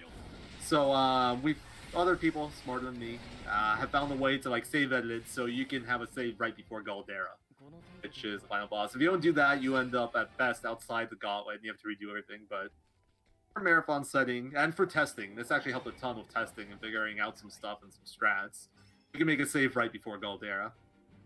But he does have 2 phases though, so if you want to test phase 2, you still got to go for phase 1 again every time, which can get tedious. A little better than going for the gauntlet though. Oh, see some dancers there. The reason we're allowed to do that is because Tress is going before Cyrus turn 2. We normally need an E-break there. Since we got that turn order, we can do that and make it so he can't really threaten us at all in this fight. He can actually double tap Therion here if he hits him twice, which can be annoying. Nice bet. Yeah, that's actually really clever. The Algar's Blade by itself wouldn't kill there, you need a bit of extra damage. You normally use Tress with Trade Winds, but that should do it too, I believe. I think you need vets and a little bit more. I can't remember. Usually, like max damage trade ones without surpassing power does the trick. 9999 does it, so that makes sense. I think 9999 did it with Fofi, so Cyrus should be consistent. Sanjam, though, I think I saw like the support skills. I saw like snatch and some other stuff I'm not used to seeing on one of the characters, so I'm not sure if that's intentional or if anything is amiss there. I didn't see Snatch. I don't It's know, I already thought I on saw- Therion, which I haven't done the Okay. menu for yet. Well, not Snatch on Therion. Yeah, he doesn't get it in this route. There was a route that got it so he could steal 2 mental belts, but that's not done I anymore. did. I don't know. It could have been me, but I thought I saw something. Well, I think the only person that can have it at this point is Tressa. Oh, why did I do that? Whatever. Yeah, maybe just check Tressa at some point, I don't know. Yeah, I'll check her. So this is another fight where you need a bit more damage to round out a kill. Balgar's by itself doesn't do enough, so Trade Winds is nice, but since Tressa's so far back, you can just throw 2 bats and it's a bit faster. Here, I'll check Tressa after this, actually, just to Yeah, see. I don't know. It could have been me. I'm sorry if I'm wrong. We got plenty of time. Let's see. Oh my. Oh, you What? didn't do any of it. Apparently I lift everything. Oh right, because I forgot to do the sorcerer menu. Whoops. Oh, good thing I Yeah. caught Yeah, thanks that. for checking for me. I probably would have seen it at Yvonne. Yeah, we would have seen it on Yvonne for sure, but that fight would have gone kind of ugly real fast. Alright, we're going for the Shaco Foe here. So this is a fight that's actually bad things can happen. It's turn order dependent. We want to, like in a perfect world, we break Darius before he gets to hit us, but he does do enough damage now to double tap people. And since Farion was first, we couldn't break him in time, so Sanjan played it safe to Shaco Foe. Reduces the attack so he, I don't think he can kill anyone then. Then it's just Balgar's Blade again. Balgar's Blade kills here, no problem. Yeah, these fights in Finis, you basically just spam Balgar's Blade after breaking them. That's except for Yvonne. That's basically the formula for 7 out of the 8 bosses. You get Balgar's Blade in that one too. You just get some extra sorcerer damage for Yeah, that. but you don't have Elemental Break as well, because usually you'll do Elemental Break. Yvonne, of course, has the very annoying ads. Jack, we didn't equip it with an older variation of the route because we need to remove cover off Alphen. But now we just replace it with Boost Start before Windhild, so we don't need to delay the skill menu anymore. We just do it ahead of time. There's no downside. Doesn't matter when. And the extra damage is always nicer early, just in case. So we're actually, some of these fights can be done in 1 turn. With good luck, Matthias can be done in 1 turn, but you need essentially a perfect turn order. He needs to go Alphen, you need that, everyone, you need Cyrus last, essentially. That's the art. Cyrus last, you can 1 turn Matthias. Is there another fight? No, I think that's the only fight you get 1 turn, potentially. Yeah. So I'll be doing another menu here. I'm going to give Tressa her divine spell, and I'm also gonna be giving Therion Warrior, and then I'll also give Starseer to Alphen, and I'm also gonna be giving all the divine skills for Alphen, Therion, and Cyrus. For their base classes specifically, because those will all be used in upcoming fights. So the Therion Warrior, we also give him enough skills to get surpassing power there, but we actually want Insight for a fight coming up. We don't like Therion, so we're going to intentionally kill him off in a little bit. It's punishment for failing steals throughout the course of the run. Although, I think he's behaved decently today. He's mostly behaved. I think it was Whistlewood that was not behaving in this run. Yeah. Whistlewood was definitely the low point, I feel. But we got a little bit unlucky here. We want Cyrus after Alphen and Therion, ideally, because then you can throw this palm out early. And you can boost that Lightning Blast 1 more time. If you do that, you don't need to do that to Nitros or Tressa. You can defend and do a Ventus turn 3, and you kill that. So this is actually what the fight always looks like with both these Stork. One of the advantages that Cyrus has over here is he has Scholar as his base class, so he can do Lightning Blast, and if you did get that good turn order, you can have a faster fight. Tressa's damage looks good for that fight. I usually take that fight to make sure Tressa's gear and the setups are correct, because if it doesn't, then yeah. We would have cut it there, but I don't think he would have killed the ads with the Ventus. No, definitely not.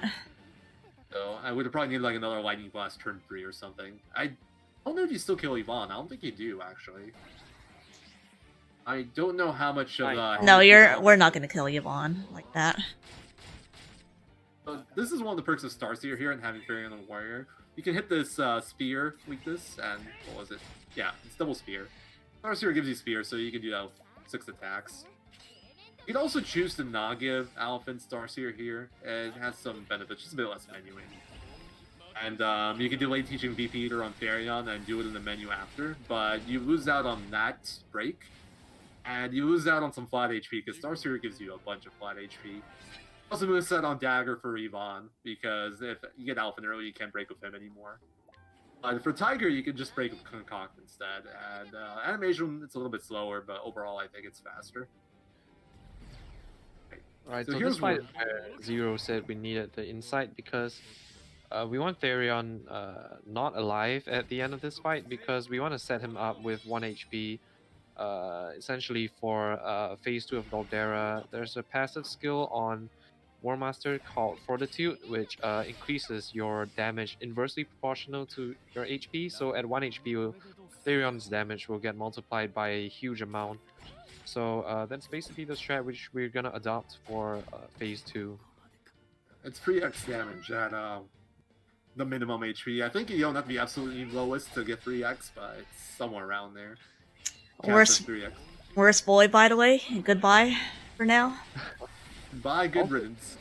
Speaking of War Master, I believe the old Galdera strat used Winterhood's Battle Cry, and now we use Abers. So because I started running when we started using Abers, but if anyone's familiar with Winterhood's Battle Cry, perhaps could explain why there was a switch to Abers. So, Winterhild's Battle Cry, it's the War Master Divine skill. And what it does is it essentially hits every enemy 6 times, once with each weapon you have equipped. So it was much more based on what weapons you had equipped. You needed more gear for it. That was the cool and bad thing, though. It did a lot of damage. There was actually multiple routes to use Winterhills. Originally, you got a bunch of good gear, like Battle Tested Bow, I think a better Spear, I think you got Master Spear, and some other stuff. Got downgraded to Miguel's Spear and no BT bow. I don't remember everything. I think he's Master's Longbow for damage. But eventually, Dahlia noticed that you can do enough damage of Abers, and with some routing, it ends up working out better because it's a faster animation, and it has some other benefits for the post break or post ad parts of the fight. The downside is you don't kill the blade by default. You need to debuff it in some way, or you don't have enough damage. That's the one tax you pay, but Panther Dance is nice. It's really convenient, and you can set up your turn order better. And it's not that hard to get the corrosive in, so it works out just fine. So I did that final. Sorry, I did that final menu there to get the like support skills for Therion as well as stuff for. I'll let you guys explain it. This is a pretty stressful fight, so I had to think about it. So I'll let you guys explain. Oh yeah, please. So this is the I fight. This is actually the highest HP boss fight in the whole game, 500,000 HP. So what we want to do is we want to kill that ad, and we want to make it so we break the eye after that. Because if you break the eye, or if you kill that ad, the eye gets a turn, it summons 3 more, and then it just becomes a mess. We got to deal with those guys too. So this is done in a very specific way. We're gonna break him the ad now, or we're gonna kill him next turn after the eye goes. And then turn 4, start of turn 4, we're going to break the eye with Alphen and Double Tomahawk, because the eye has an axe weakness. And if you max boost Alphen's attack, you'll get 8 hits, which is all 8 of his shields. In between, we're just buffing everybody up, setting up for later on. We buffed up Tress's elemental attack with Peacock. We're going to give her Alphix right now, we're going to give her Alphen's next turn. Alphen used Dodo's Charity on Primrose, which is a divine skill we haven't used at all yet. And what that does is any item used that only applies to one character applies to all characters. So you use that combined with Rev Jams, full heal everyone, and give everybody 5 BP. Used twice in this fight. And we also used Racing Spell for the first time, which essentially makes elemental attacks crit, which is another 1.25x multiplier. So yeah, that 500k I mentioned, we're gonna knock that off next turn in 2 attacks. We got like every single buff available. We got that debuff, E-Break debuff on him, and we're just gonna go nuts here. Watch this Tressa damage. It's Don't pretty neat. blink. Part I forgot how many times, but part like 5 or something. Yeah, this eye fight is basically just stacking all the available buffs you have on Tressa and just unloading on the eye. As you can see, oof, 66 per hit. And we're not done yet. There's 3 more hits. Yeah, It's essentially exactly. like You have under every single 400,000. buff on Tressa and with the support skills as well. So that's why you don't have Elemental Edge on Tressa, because you want to Peacock her and use something like Augmented Elements instead for 1.2 times, even though like Elemental Edge by itself is 1.5, but you could have Peacock on top of that. Maw before Therion. That's all I want. Maw before Therion. Before Therion, oh no, was that I mean, Therion before Maw. I was about to say. Alright, Sorry, so- this fight is too big brain for me So what we sometimes. don't There's a want lot. to see is Maw before Farion. we and win. oh, classic. Farion first. So this So we is gave- slow, but it's a win. So this is actually a new strat here. There's a spell, War Master skill called Nightmare Chimera, which lets you throw a weapon at an enemy. And it does a lot of damage, but it consumes the weapon, so you can't do it anymore. So that big head there of Galdera is an evil, evil thing. If his not 50% HP or less, he has a chance to do 1 of 3 elemental attacks that just hit your party 3 times and just wipe everyone instantly. So, and Therion's the only person that can put it under 50% quickly, so if it goes before Therion, there's a decent chance it just ends your run right there.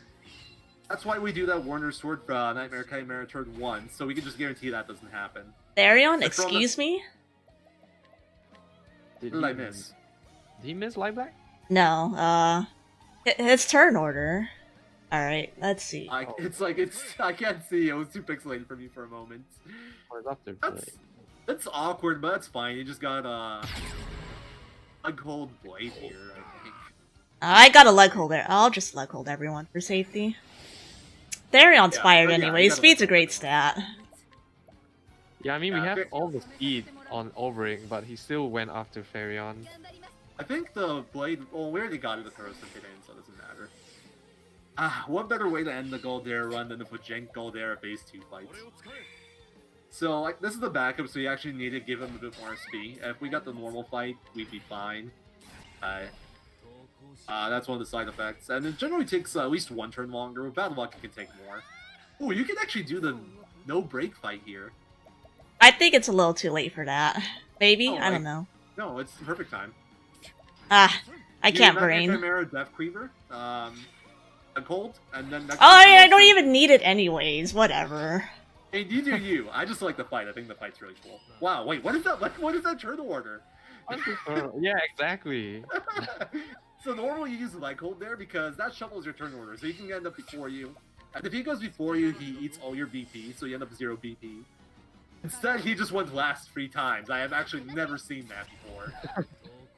Oh my god. Galdera, man. That was something new. That's basically we actually- Galdera. So we basically nuked everything with Abers and Nightmare coming. Abers Times is just ridiculously time's strong. coming up very soon when we get the prompt that says it completed, and Right after that's this cutscene. time. There we go. GG. GG. Oh, it's delayed on me. It's like a That's a little 8:37, 30-ish. It's pretty good. Especially for a marathon run, that's really good. It's good with Tressa Very start good. and like the worst Whistlewood I've ever seen. I don't think anything. Yeah. I should That also was mention a- real quick, that Galdi fight was a bit non-standard, not just the beginning, but the ending. Normally, you knock off the 9 shields off Galdera and kill him next turn with Labors, or like a Warner Sword Throw if you didn't do it already. Because of that weird turn order we had, where Farion went after the Galdera unlocked its weaknesses, or like unlocked itself so you can hit it for damage. You can actually do that without a break. It's super rare, in my opinion, to see that, but that was really Oh cool. yeah, I see how you could do that now. I mean, just get Galdera last. Yeah, It's that like, easy. It's something that only happens on a bad luck fight because you have to delay at least one more turn. Like if you have a normal fight, he'll unlock after the second neighbors, and then you just play it normally. But if you get the bad fight, sometimes that you could do that, which is neat. So yeah, that was basically Galdera. That's it's a very good category. There's a lot of you do a lot of really good strategy. You just basically. I like to give a huge shout out to Arrow and Quadricep commentating because y'all like absolutely carried this commentary. That was some really good commentary. And huge thank you to the Octopath community being real, everyone being chill, helping each other out, helping get these times down. Then all the routes getting much better. Do you guys have anything to say? Hey, shout out to the Octopath community again. Everyone's awesome, and shout outs to Sweet Stuff for Charity for letting us do this here. Thank you Also very drink much for fun. having me Yeah, for this marathon. thanks for having us. I was gonna say if anybody's ever interested in Octopath Traveler, we do have an Octopath Traveler speedrun Discord. You can find it through srcspeedrun.com. Everyone's Yeah. very welcoming. Very And if supportive. you guys ever want to run this, I highly recommend it. It's a ton of fun. Honestly, my favorite Octopath Traveler category. Yeah, Galdera is easily one of the probably the most fun category I've speedrun thus far. So definitely would recommend Galdera. Same here. Galdera is a bunch of fun. Thank you, Sanjin, for the run. That was incredible. However, coming up next, we have an Octopath run of the kind of opposite spectrum.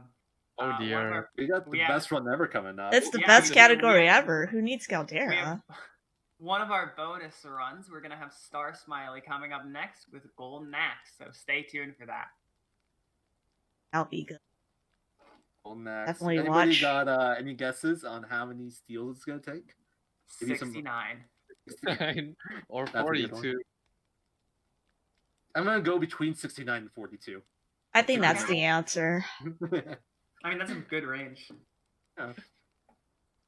Watch, it's gonna be the first try. We're gonna get world record live on stream. Maybe.